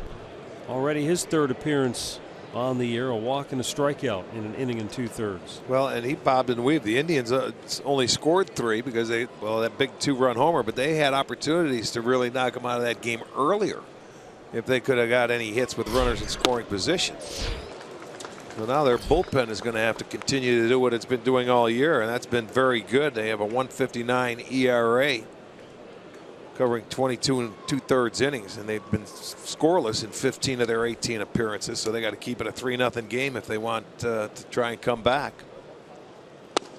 Roberto Perez checks. It's a called strike, and it's 0-2. Danny Salazar going down to the Indians bullpen just to stay loose. Danny's only at 86 pitches, so he's still got I would guess at least another inning in him. And Roberto Perez down on strikes. He tried to hold up, but couldn't do it. 2 away. This summer, make a difference in Bike to Cure in Velosano, taking place July 29th through the 31st. Every dollar raised advances cancer research at Cleveland Clinic. Team up, get involved at velosano.org.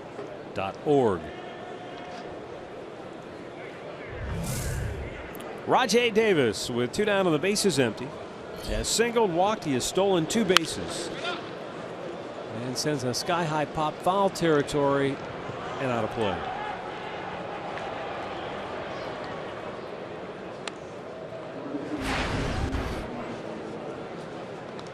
Indians' one and only trip to the Sunshine State this year. They'll play the Miami Marlins, but that's a 3-game series in September, and that'll be played in Cleveland. Way outside.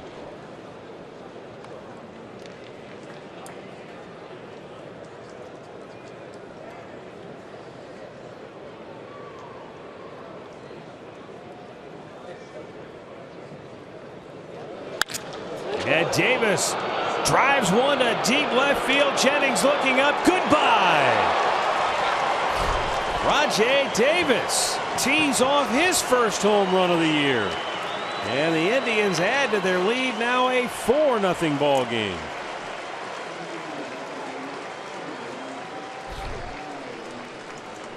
Oh, baby. Here's our Yellowwood bringing the lumber, and boy, did he bring it. That looked like a little cut fastball. That stayed middle of the plate. He turned on it. I think Geltz knew it as soon as it left the bat. Jason Kipnis takes ball 1. Up and away. Well, that Tampa bullpen had been pretty much impenetrable, but Davis tacks one on for Cleveland.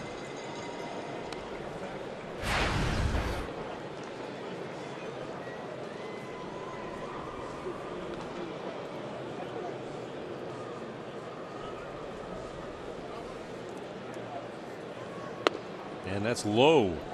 3 balls, no strikes.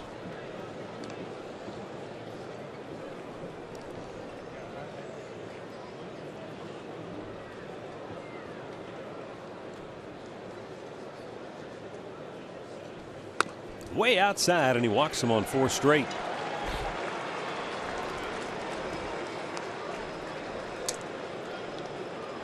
And it will bring up Francisco Lindor. Geltz came on, got the first hitter out. Perez, who was able to strike out, then the home run, now a walk.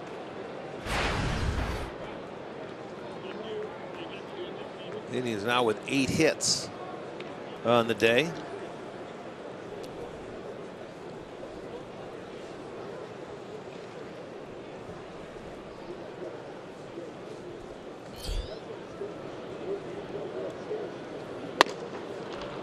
Up and in, ball 1 to Lindor.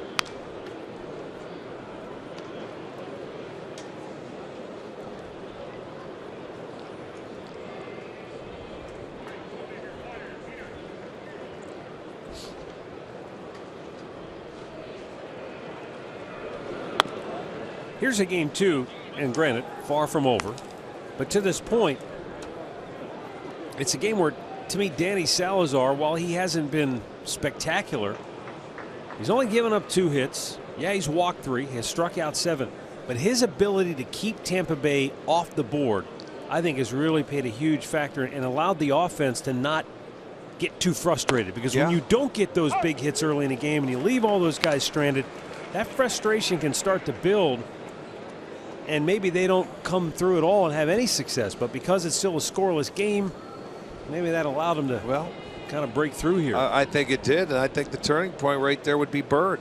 They had a nice catch out there in right field to save 2 runs, end up hitting the 2-run homer to give you a little cushion in this inning. Kipnis takes off, and again, Conger, no chance.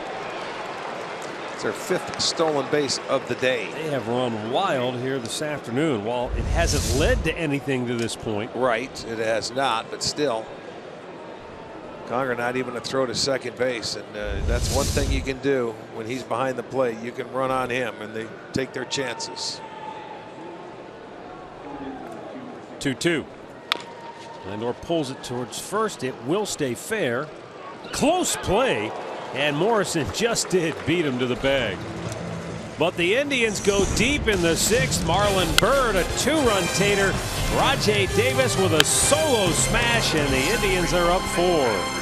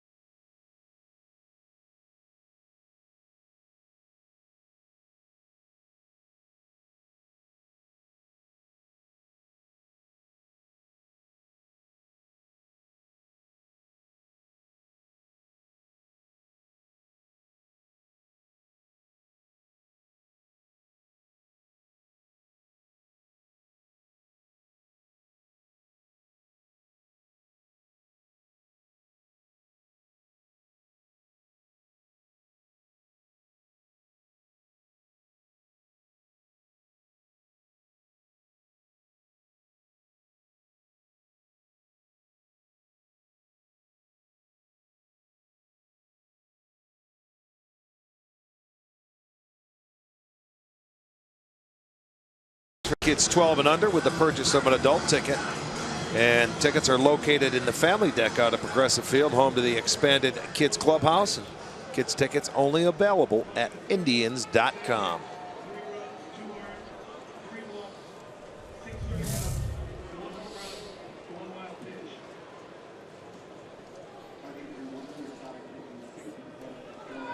Logan Morrison going to lead off for Tampa. Swing and a miss by Danny Salazar. 96-mile-an-hour fastball. Morrison whiffed in the first, fly to center in the third.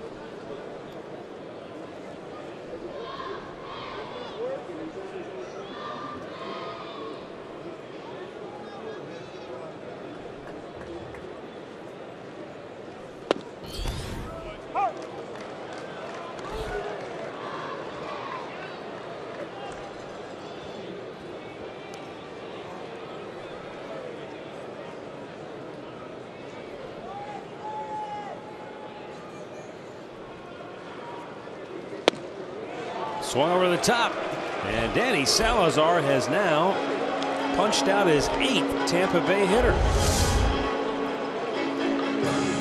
There you see that pitch again. Change up away, or it's coming in on him, but you can see the swing. He's out in front. 8 strikeouts now for Danny. Just the 2 hits.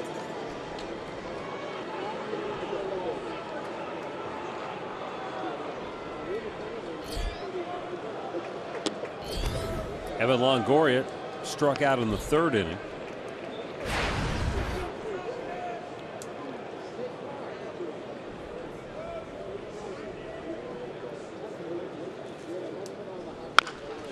Pulls it to 3rd. Base hit.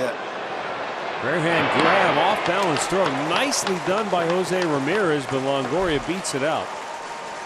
He almost made a superhuman play out of that thing. I'm surprised that he made it as close as he did, but when you're getting on this turf, he was able to pick it up, and when you're playing back like he was, there's no way he was going to be able to get him, but did a nice job to make it close.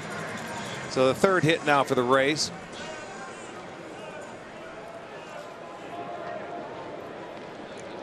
Corey Dickerson with 1 on 1 out.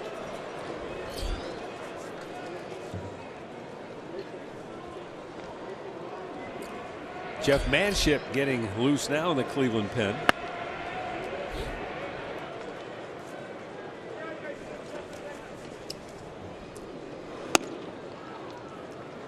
Indians return home tomorrow night, a weekend series against the New York Mets. The National League champions make their only trip to Cleveland.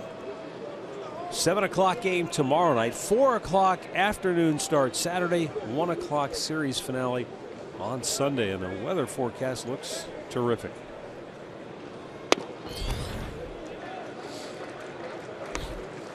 In this series, the Rays, they've taken their time when it's come to scoring. They didn't score until the 7th in game 1. Last night they only scored the 1. That came in the 8th. And here you have Salazar shutting him down now into the 6th right now with only 3 hits. So it holds true with their offense. They have a tough time scoring in the first 5 innings of any ball game. We'll have you covered if you can't make it down to the ballpark. Indians live tomorrow night at 6:30.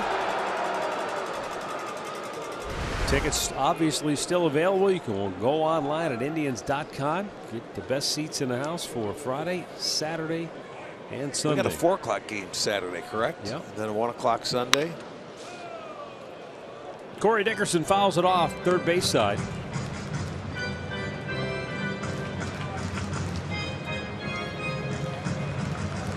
We'll see the return of Bartolo Colon tomorrow night. Cody Anderson going for Cleveland. Josh Tomlin makes his first start Saturday against Matt Harvey. And then it will be Corey Kluber going on Sunday against Steven Matz, the left-hander. 2-1. Dickerson fouls it off.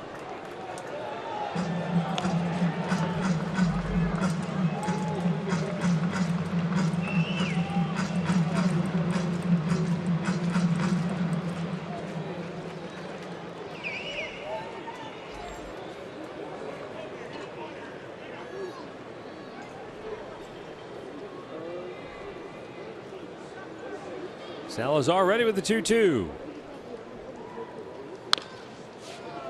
And Dickerson fouling it off.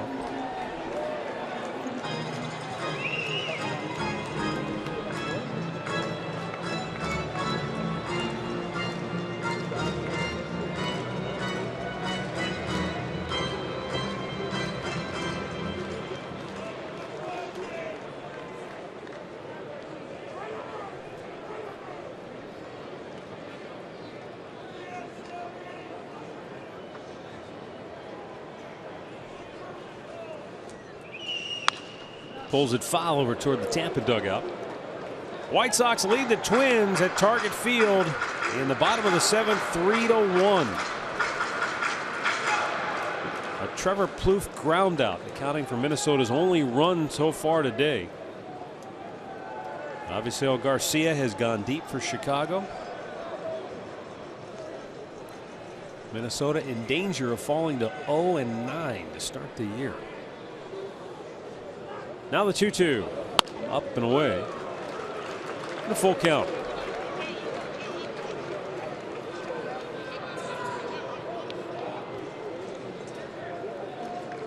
Tribe will see Minnesota on their next road trip, as well as the Detroit Tigers.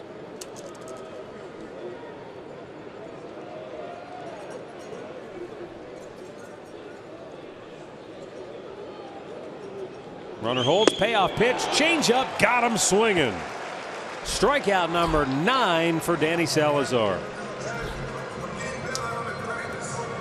Well, that changeup has been a devastating pitch for him today. 9 punch-outs, 16 on the year. And you can see the hitters just can't wait back on it. I mean, when you have to get geared up for a mid-90s fastball, it's tough to stay back, no matter how hard you try. Low fastball. Desmond Jennings down swinging in the 2nd, looking in the 4th.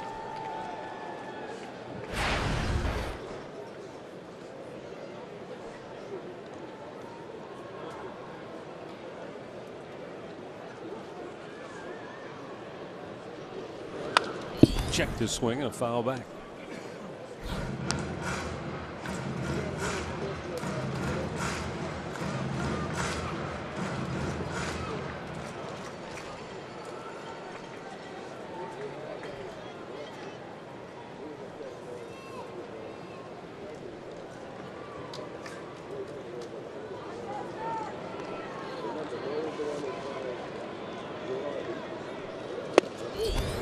threw it by him.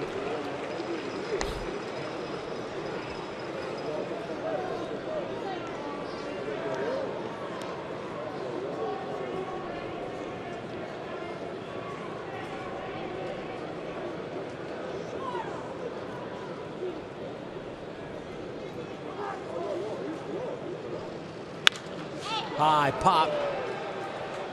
Carlos Santana backpedaling and makes the catch. Danny Salazar cruises through the 6th. He has struck out 9 Tampa hitters.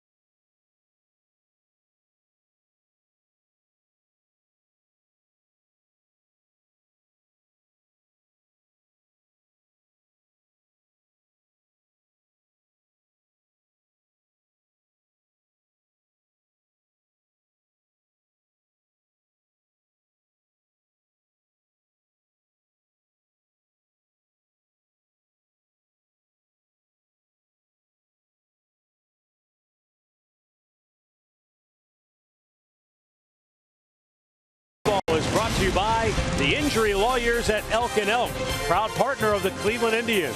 Call 1-800-ELK-OHIO. And by Ford, built Ford tough.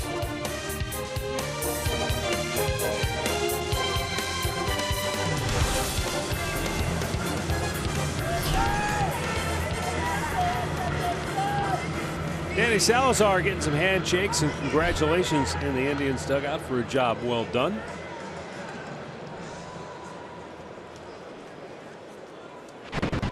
New Tampa pitcher is left-hander Dana Evelyn.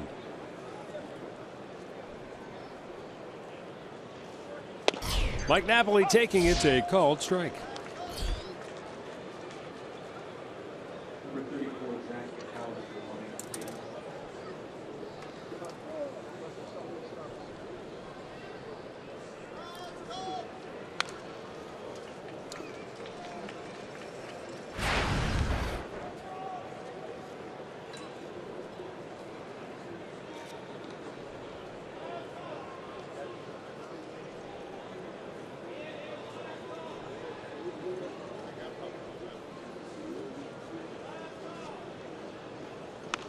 And a foul into the screen.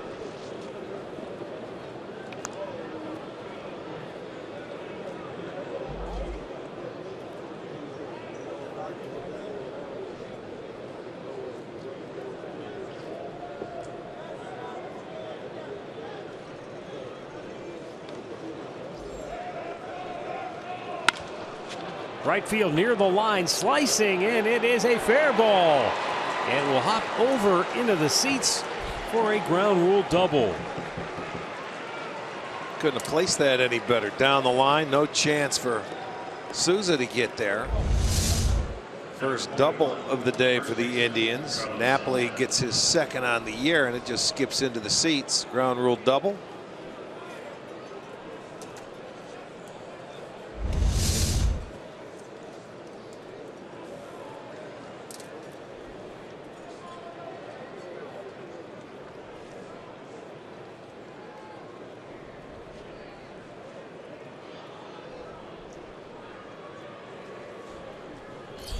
Here is Carlos Santana taking a breaking ball for a strike.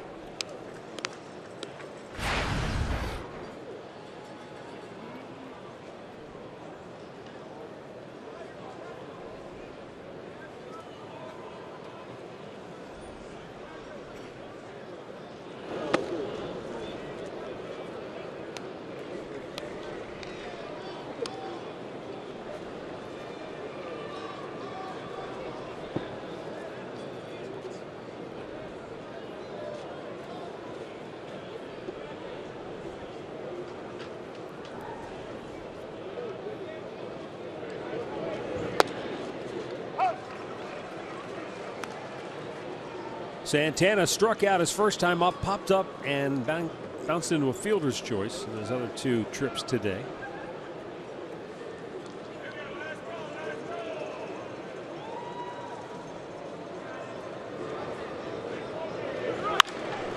Shoots it foul.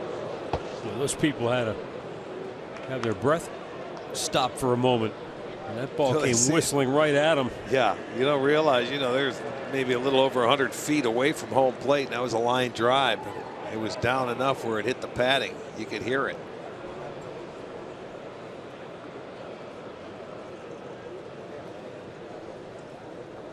Yeah, in those seats, you have to pay attention. Slowly chopped towards third. Longoria flips it across. 1 away.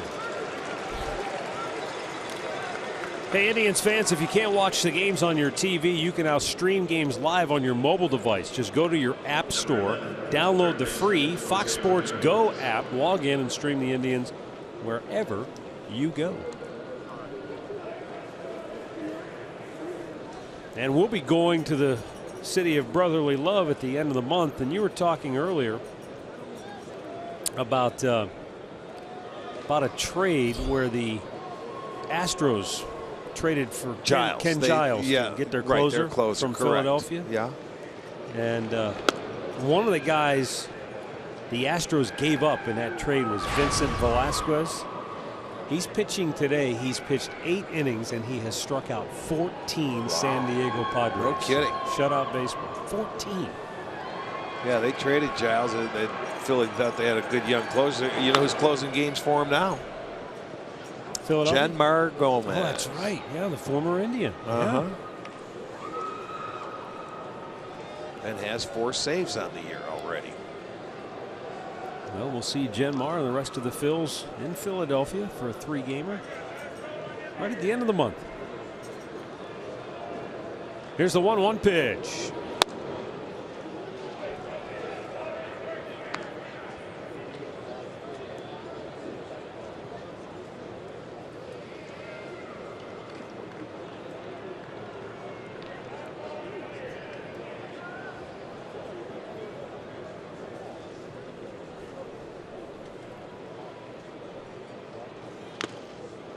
Good pitch. Evelyn threw it by Ramirez.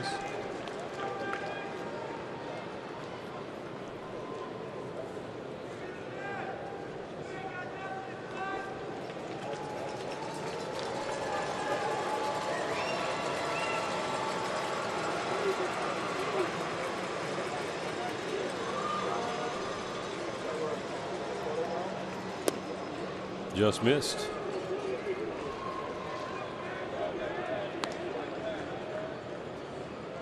It's been talked about. It's now official. The Yankees have signed Nick Swisher to a minor league deal, and he's playing tonight. I don't wonder if there's anything left in the wheels, though. After Atlanta cut him loose, Atlanta also cut Michael Bourne loose at the end of spring training. Yes, they did.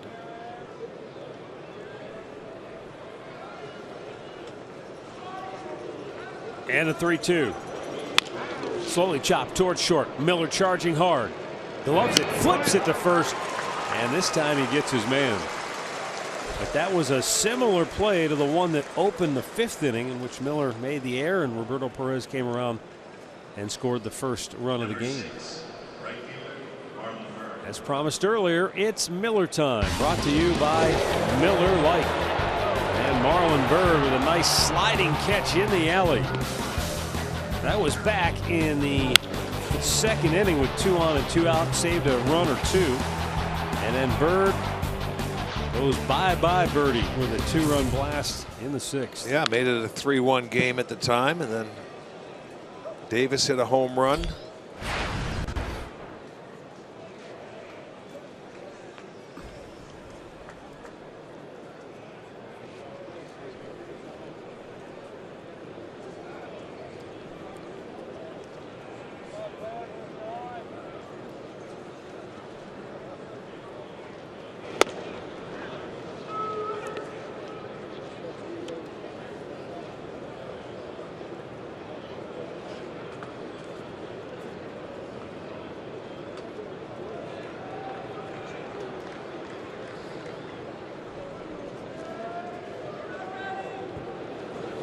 Up and away.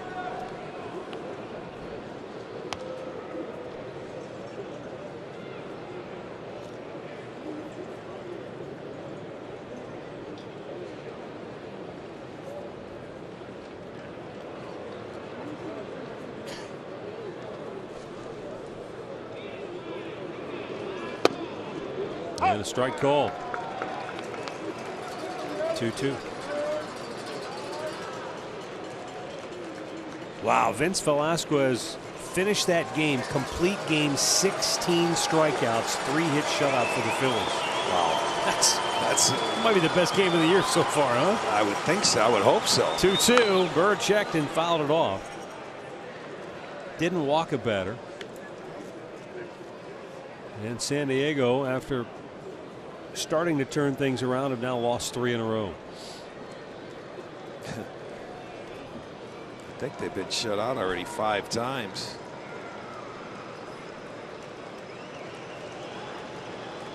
The 2-2 pitch. Outside on a full count.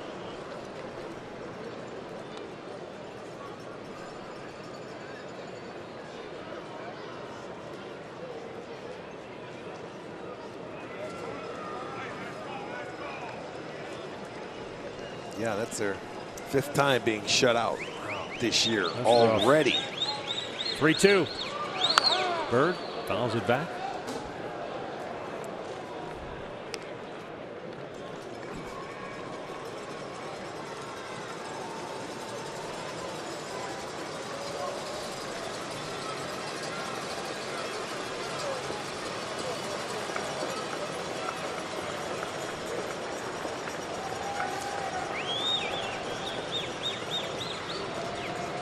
With Napoli at third and 2 down, the 3-2 pitch to Bird is ball 4, just a bit outside. See if this wraps around the plate. I think it did. We'll get a pinch runner now for Marlon Bird as Colin Cowgill enters the game.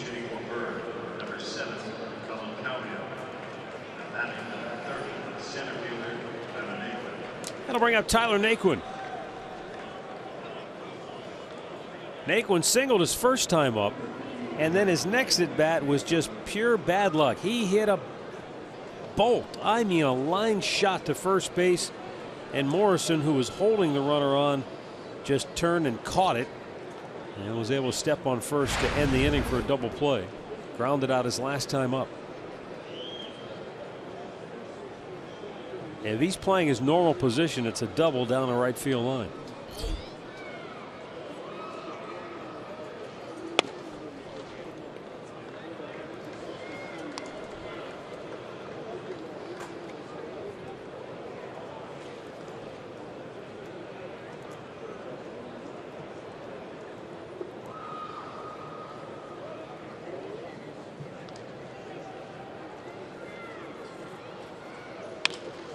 Blooped. This could be trouble. It's dropping, and it is in for an RBI single. Tyler Naquin's second hit of the day falls in shallow left, and a 5-0 Indians lead.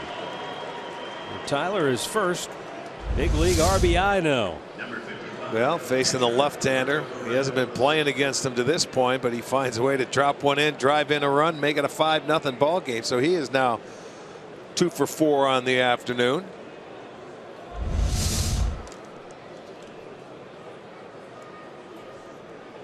Ten hits now for the Tribe.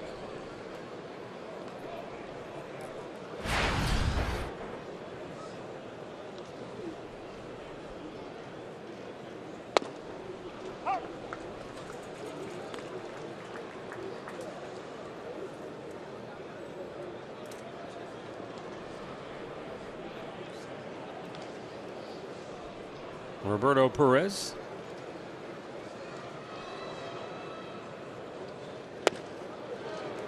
Cuts and misses. It's quickly 0-2.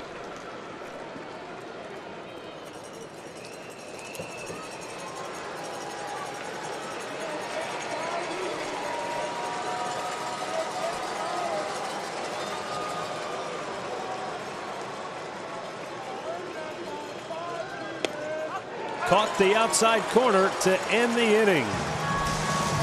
But Tyler Naquin adds another run to the Indians' lead as we go to the bottom of the 7th.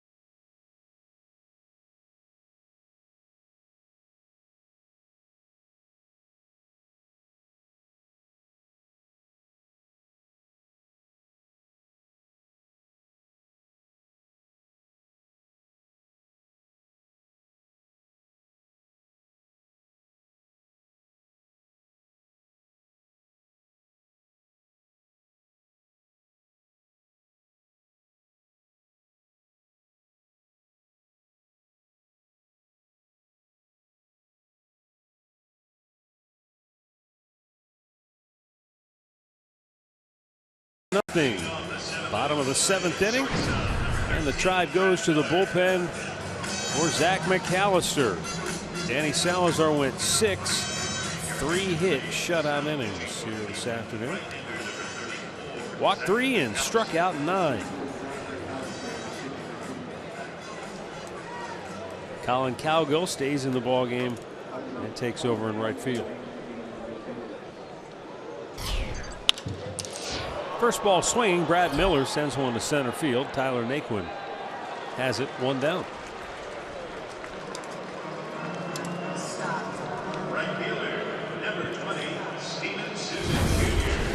Well, Danny Salazar today had the strikeout pitch working. Nice changeups, good fastballs, well located. Able to get a couple of hitters to chase. He had 9 strikeouts on the afternoon. He did walk 3, but again, very good stuff. His only other start against the Rays came last year where he went 7 2/3, but he only had the 2 punch outs tonight, 9 punch outs, and he goes the 6 innings.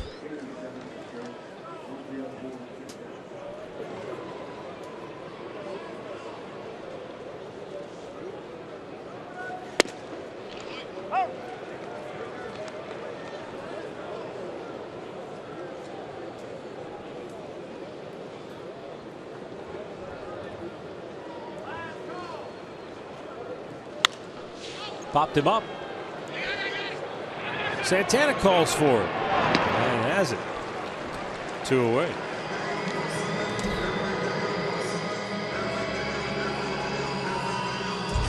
Saturday, MLB on FS1 double dip. AL East champion Blue Jays taking on the Boston Red Sox. Then an NL East matchup between the Braves and Marlins. You'll only see on FS1. It all starts Saturday at 3:30 Eastern. On Fox Sports 1, you can also watch it live on Fox Sports Go.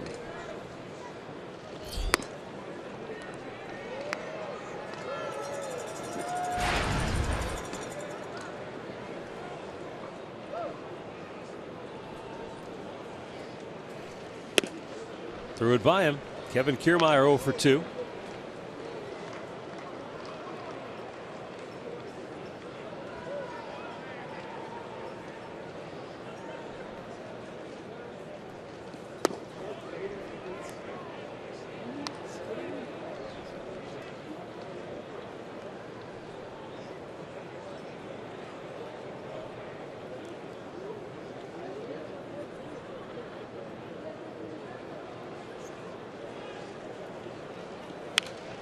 Right back to the screen. 2 balls, 2 strikes with 2 down in the bottom of the 7th.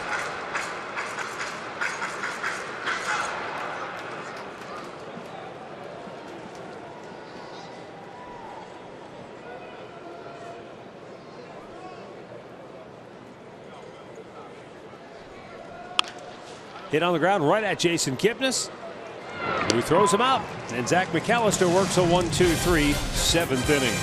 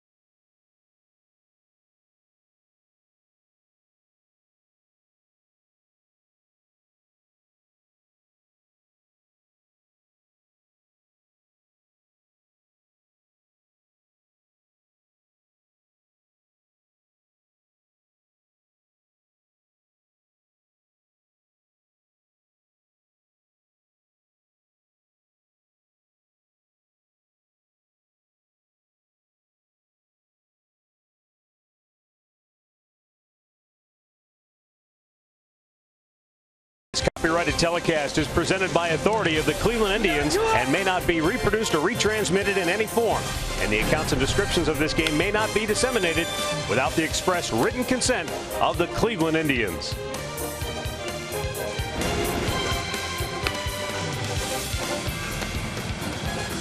Indians on top with a 5-0 lead. And as we head now to the 8th inning, the new Tampa Bay pitcher is former Indian Ryan Webb. Coming on for the 3rd time this year. Only pitched 2 1/3 innings. Sinker ball guy. He did a nice job for the Indians last year getting ground balls. Had a very good ratio. Ground ball to fly ball ratio.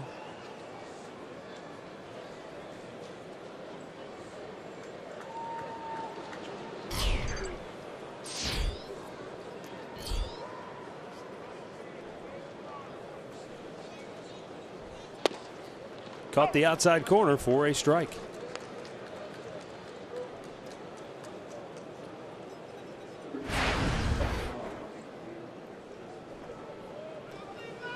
Rajay Davis blasted his first home run as an Indian in the 6th.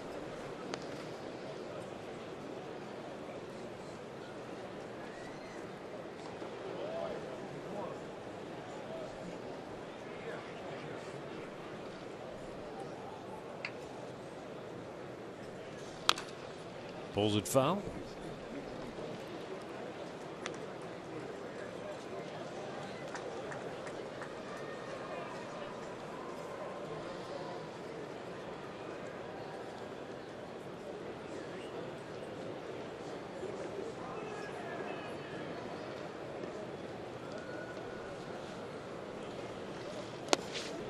Ball in the dirt. Back in the 6th inning.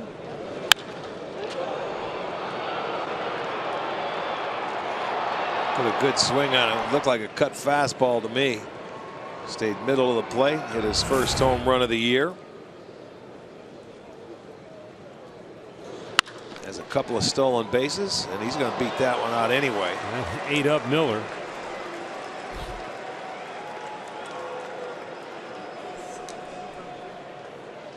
It's his 3rd hit of the day. Miller going to his right on the backhand, couldn't field it cleanly, but I'm telling you, he would have had a tough time trying to throw him out. It'll go as a base hit for Davis.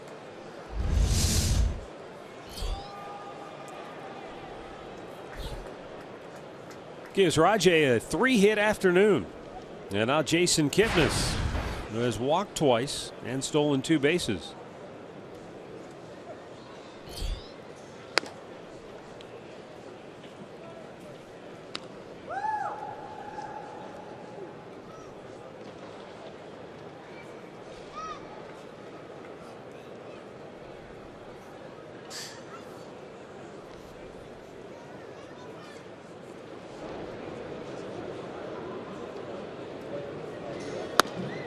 Upstairs. 2-0.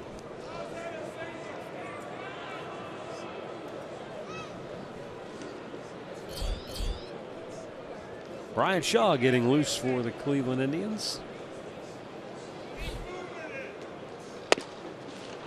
And that time Kipnis takes a strike.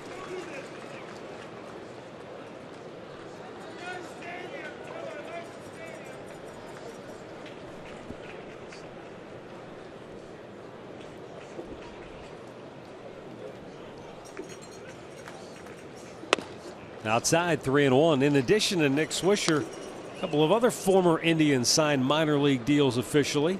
The Minnesota Twins added David Murphy on a minor league deal, and the Pittsburgh Pirates have signed Justin Masterson to a minor league contract. 3-1. Kipnis pops it left side, and that'll find its way into the seats.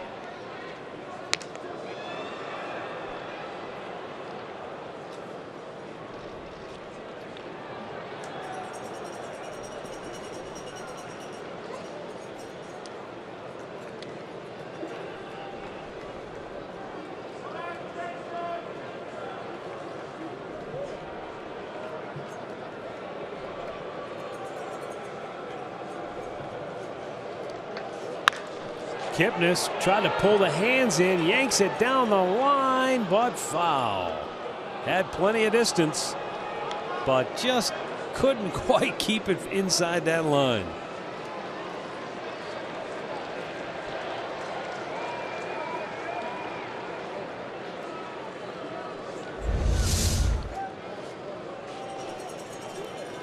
Well, trying to find the baseball there. You see it cut in front of the pole.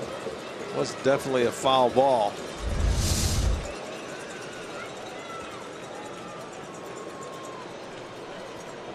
(3-2). And again, Kipnis draws a walk, his 3rd of the day.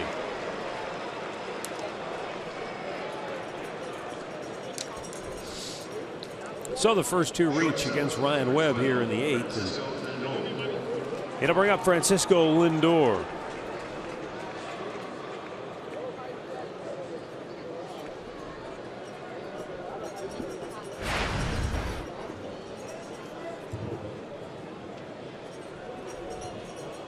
Lindor, a couple of hits, an RBI.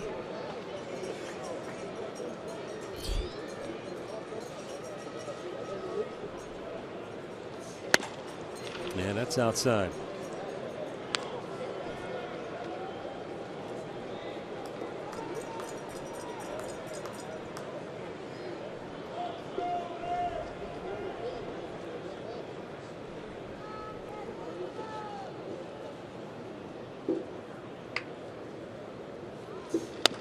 Way outside, 2-0.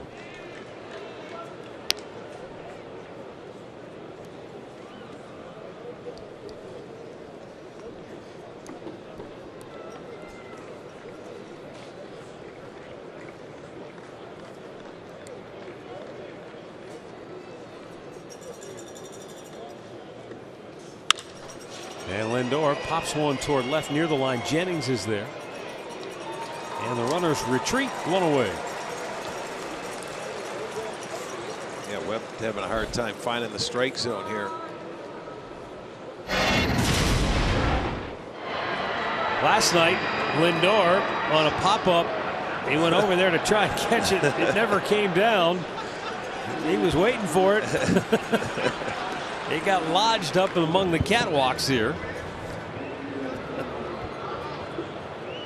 He was having fun with a lot of different people on that one.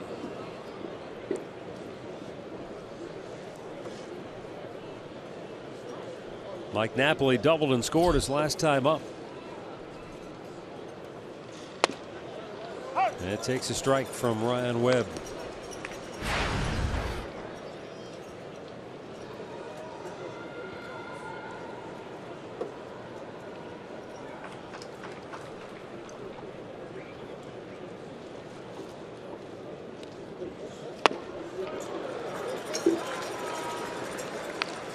Quickly, the count 0-2.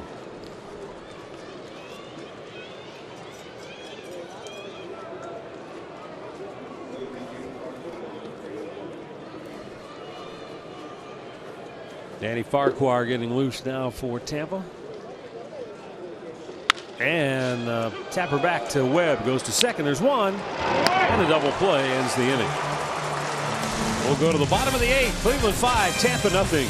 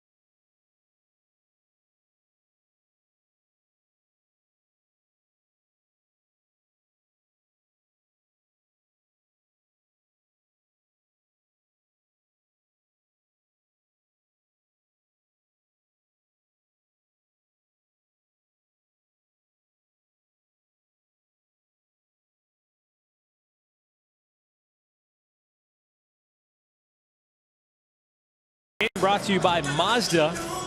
When the Indians score 4 or more runs of support for the starting pitcher, it won 38 in a row. And while Danny Salazar was in there today, they backed him up with 4.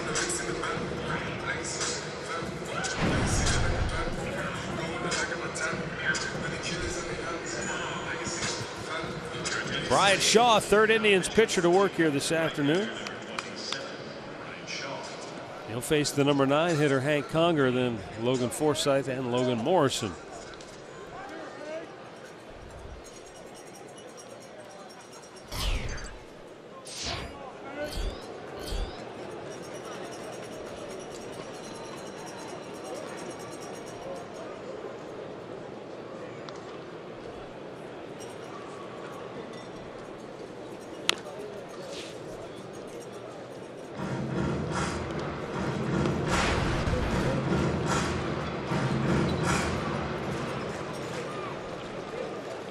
Technically, they scored 5 for Salazar because that 5th run came in the top of the 7th. And he didn't come out till the bottom half. So, yeah.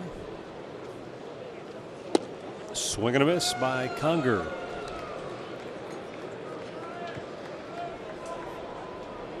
Yeah, they play the big shift for Conger as Kipnis is in short right field. Ramirez, who's in third, is way over at short.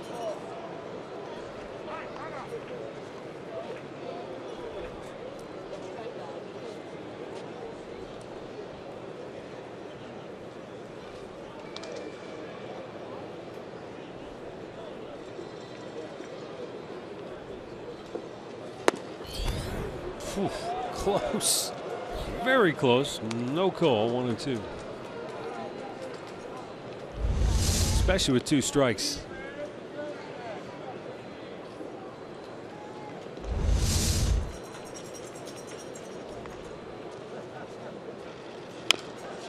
Pulls that foul.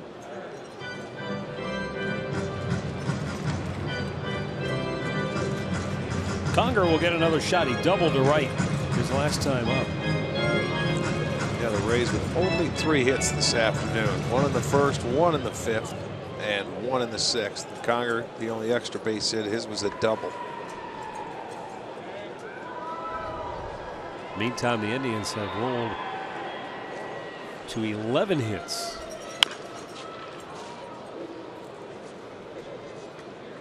Yeah, they've had a lot of guys on base today. They left 11 stranded.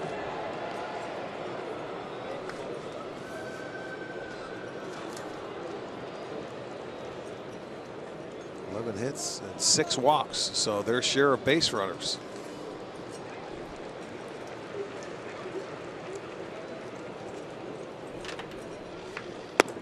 That's outside, and the count 2-2.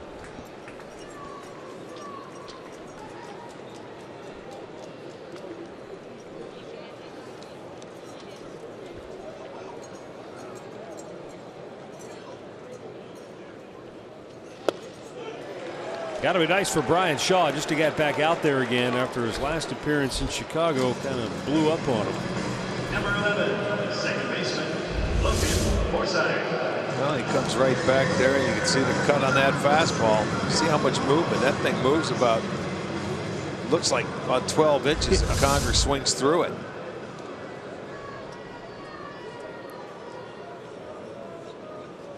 So 10 strikeouts of Rays batters today by the Indians pitcher. Salazar had 9. Shaw makes it 10.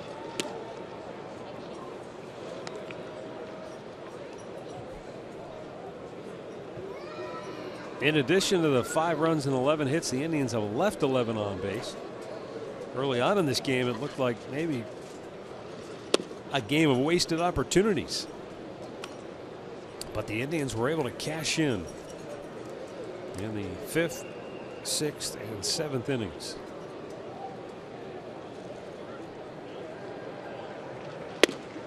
Strike to the inside corner.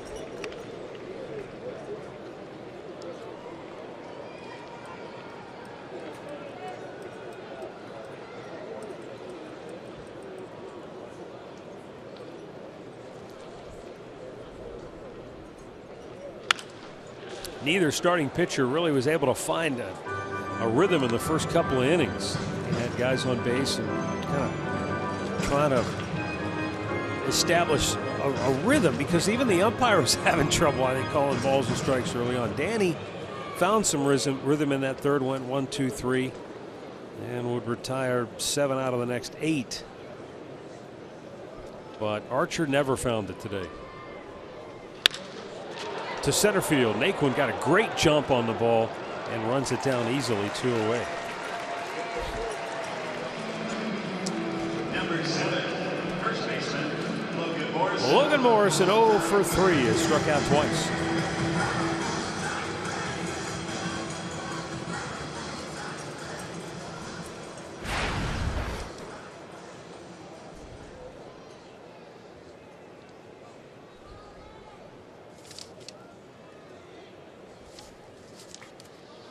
Yeah, Morrison not starting off the year as he wanted to. Now 2 for 28.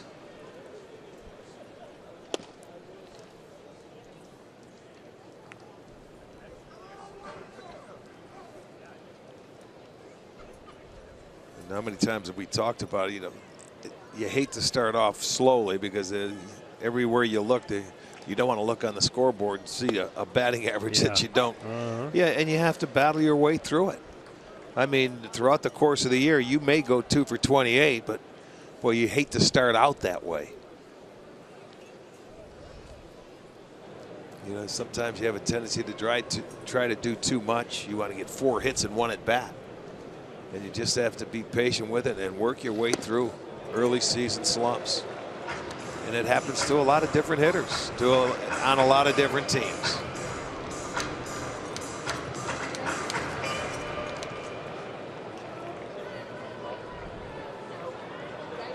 Morrison behind 1-2. Ooh, just a bit off the dish.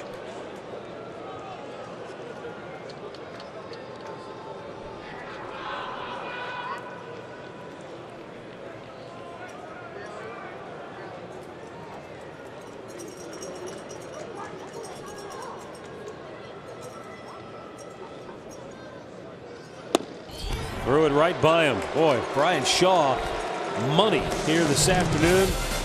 Retires the side in order, strikes out a pair.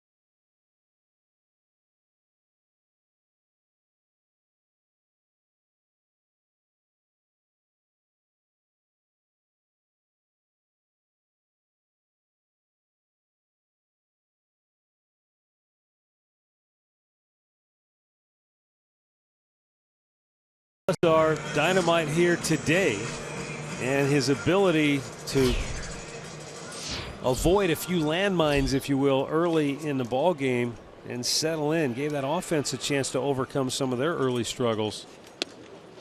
And the offense really poured it on here late. They kind of took a page from Tampa's offensive playbook, didn't they? Started late, yeah. They came out in the 5th, the 6th, and the 7th.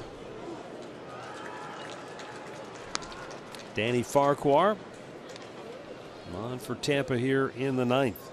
But you hit a couple of home runs and you score with one swing. It's nice. You know, you get a guy on the Bird 2-run home run and then a Davis solo shot in the 6th inning. Farquhar is the 5th Tampa pitcher to work here today.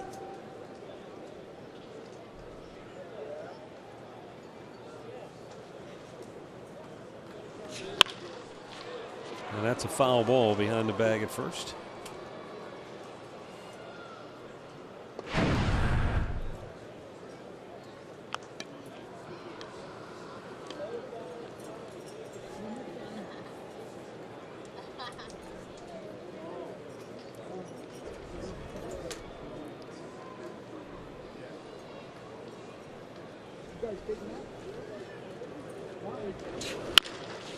Slowly chopped. The second baseman, Forsythe, will take care of Santana one away. Time now for our Pat O'Brien plays of the game. Marlon Byrd, appropriately enough, hits it to the duck for a 2-run homer. And then Rajai Davis, a solo smash into the cheap seats. So that's what you were talking about, the instant offense. Yeah, one swings, let's go. The Indians had opportunities. They didn't hit very well with runners in scoring position today, but you like the home runs, quick strikes.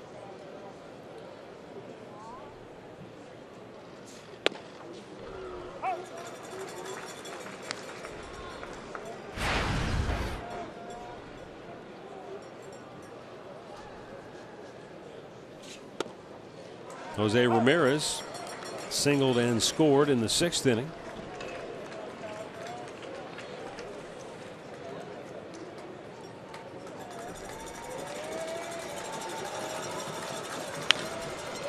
And he blasts one to deep right field. Souza Jr. going up and won't get it. That clears the yellow line for another Indians home run. First homer of the game for Jose Ramirez.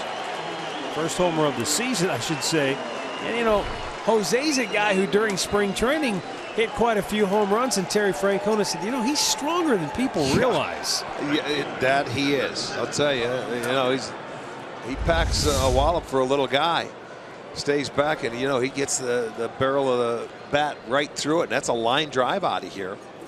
So the 3rd home run of the afternoon for the Indians, and Ramirez gets his first on the year.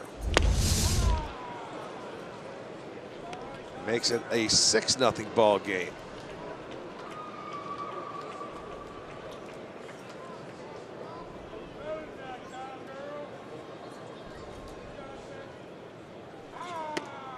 In tight to Colin Cowgill, who gets his first at bat of the day.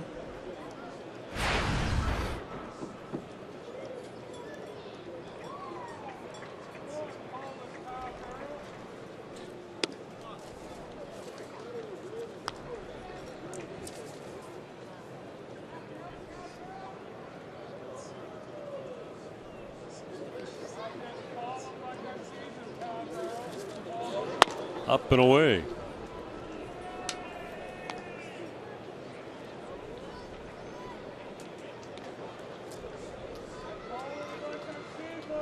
Three and one to count.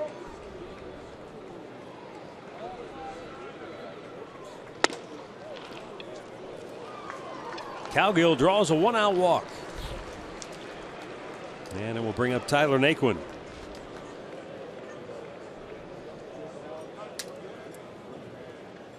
Center fielder, number 30, Tyler Naquin.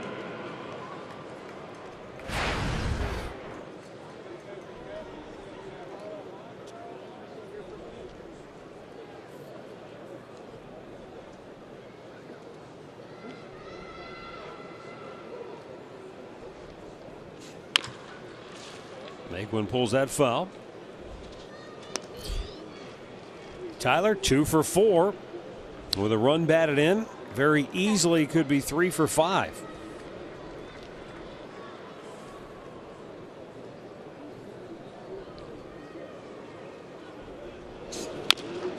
Pulls that foul.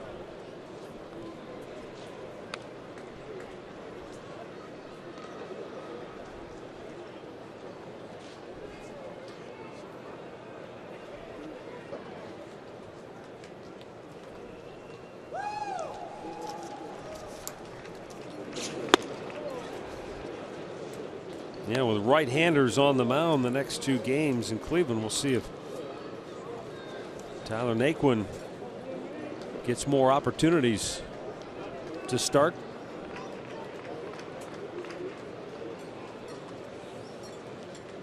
One, 2 off. Just a bit low. 2-2.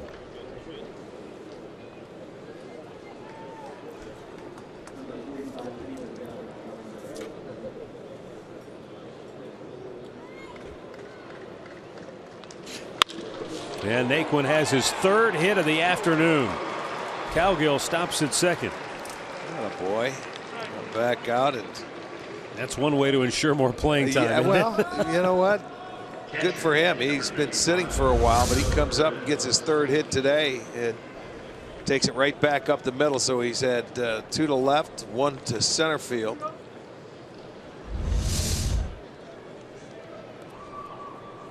$13 hits now for the Indians. 3 guys have their first home run of the new year. Bird, Davis, Ramirez. Roberto Perez looking for his first hit.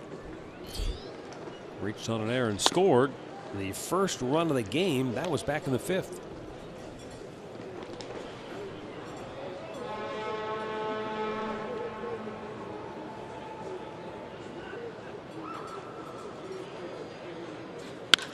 And Roberto Perez blast off deep center field. Kiermaier runs it down.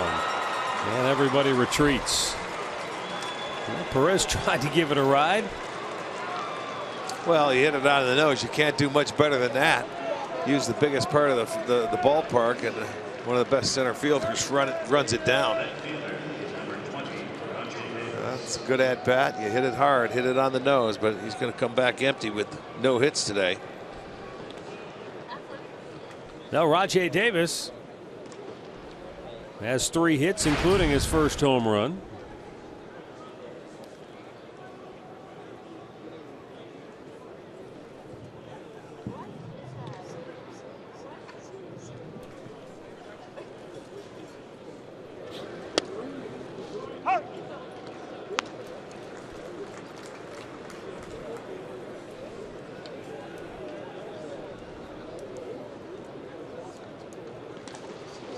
Farquhar delivers in off the dish.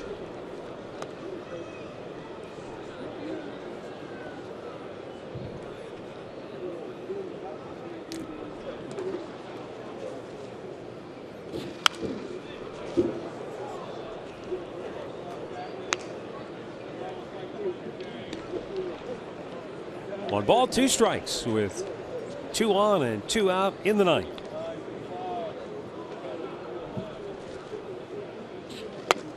Davis almost offered, but held up.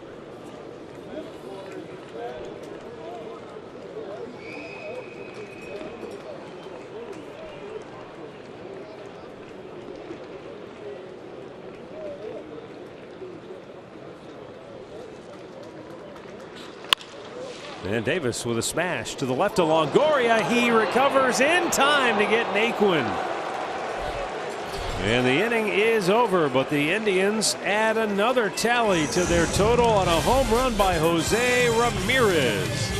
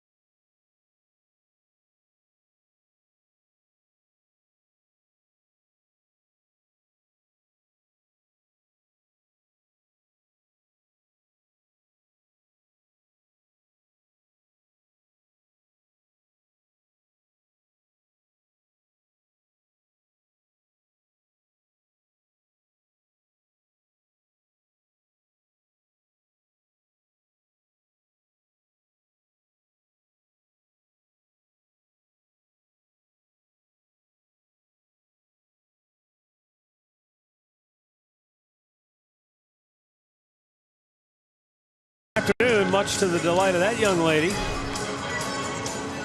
And as we go to the bottom of the 9th, the 4th Indians pitcher to work this afternoon will be Trevor Bauer.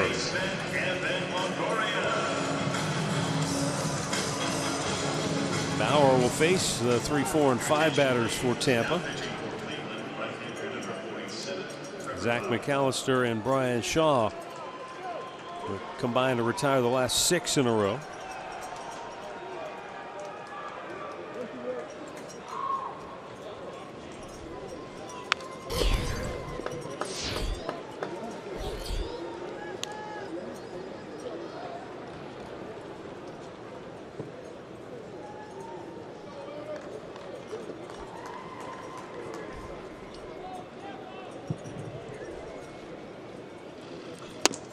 And a fastball in there for a strike.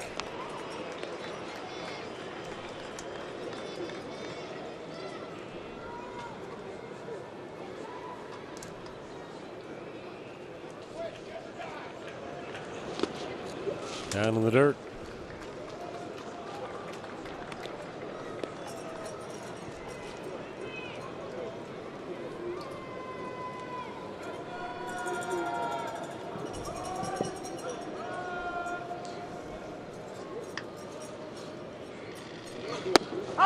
Strike 3 called on the outside corner, and Longoria is out looking.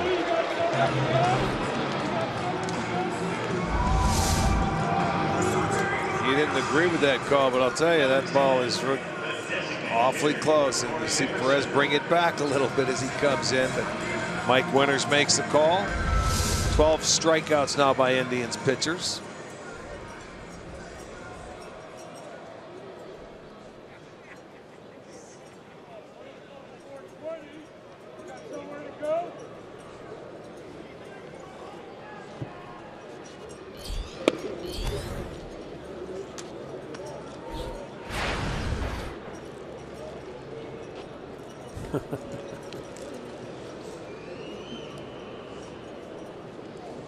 Corey Dickerson.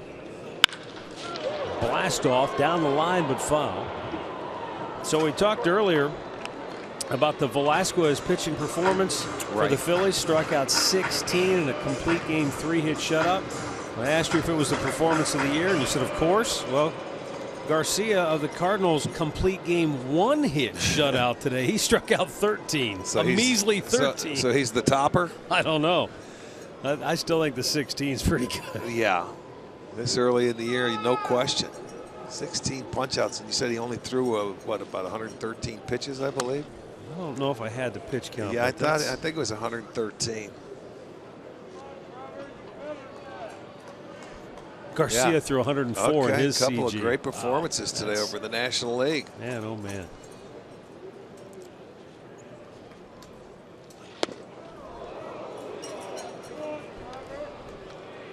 Here today it was Danny Salazar going 6 innings. He only gave up 3 hits, struck out 9, did walk 3. But in 103 pitches, he kept the Rays off the board, and then McAllister and Shaw. Now Bauer picked up right where he left off.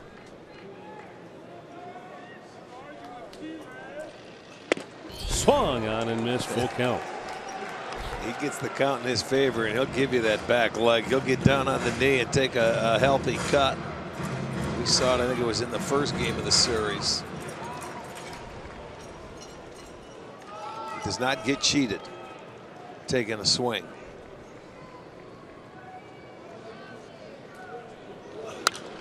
Out of play.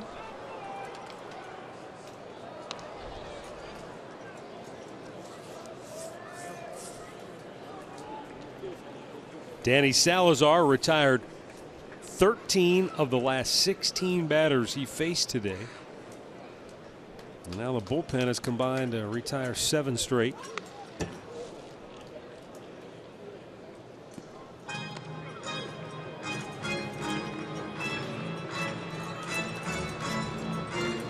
They just have not given Tampa any chance.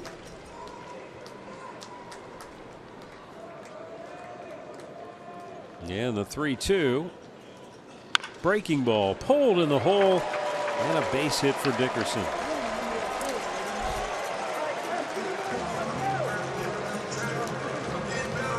Came back with a 3-2 hook right there. And he hit a nice liner into right field.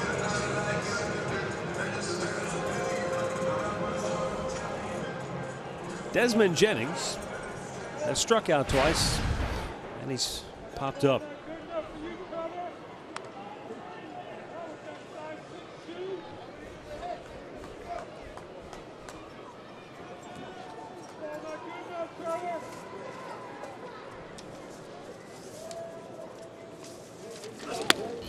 That's low, ball 1.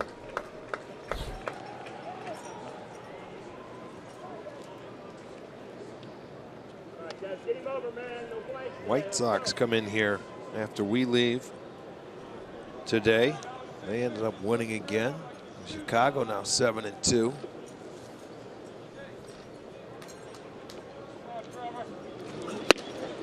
Jennings can't catch up. And I don't think it's going to get any easier for them because they're going to be facing Chris Sale tomorrow night. Ooh.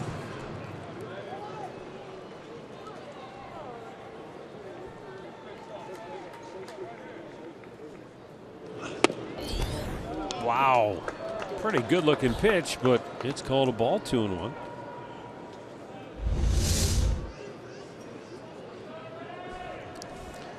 Hasn't called many low pitches all day long.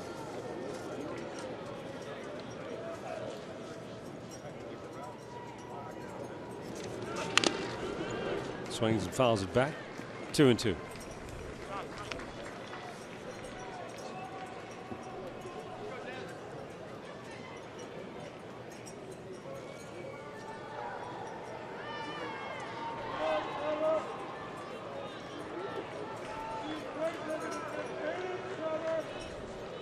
Here's the 2-2 now from Trevor Bauer. And it's pulled on the ground to third. Ramirez will have no play. Second time today that a little tapper to third has resulted in an infield hit for Tampa Bay. Well, that time Ramirez realized he didn't have a play with Jennings going down the line, so he gloves it and just holds on to it.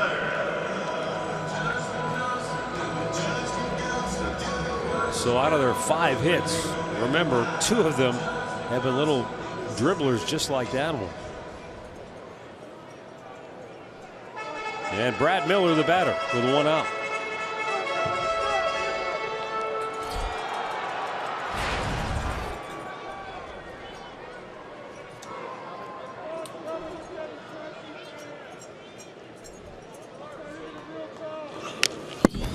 Right back to the screen.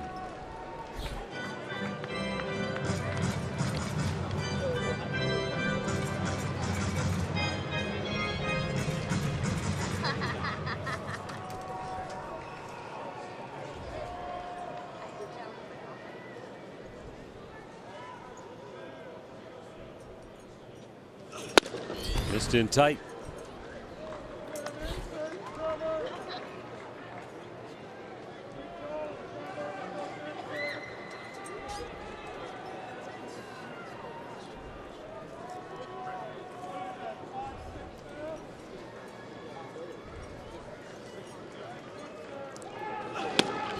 Swing and a miss by Miller.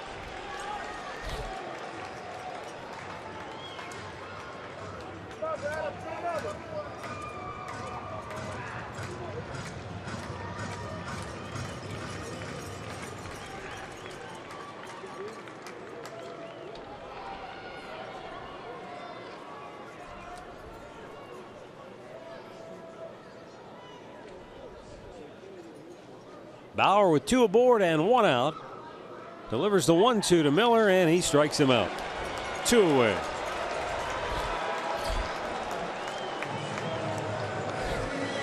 Now the New York Mets will await the Cleveland Indians when we return home tomorrow night. It's going to be an interesting matchup because you've got the Mets who they were on the verge of falling to 2-6 to start the year if they don't pull that game out yesterday, and a lot of it was made of manager Terry Collins going to his closer for a multi-inning 5-out save for what, the second day in a row he had pitched, something to that effect. And he just basically said, hey, I felt it was a game where we needed to win. And of course the media took that statement and they've run with it. But well, you try and win every game, you know, and they had today off, so they'll probably flying into Cleveland about now or a little later tonight. But yeah, you want to end up. They got the win 2-1 against Miami yesterday, and you got to feel good about yourselves on an off day. There's nothing wrong with that. They can say whatever you want. You try and win every game.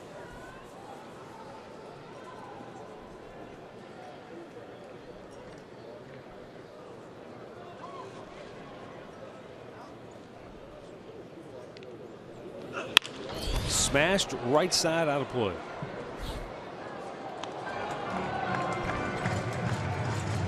Braves and the Nationals are scoreless in the second inning. Washington trying to run their record to 7-1, matching the Cubs and the Orioles for the best start in baseball.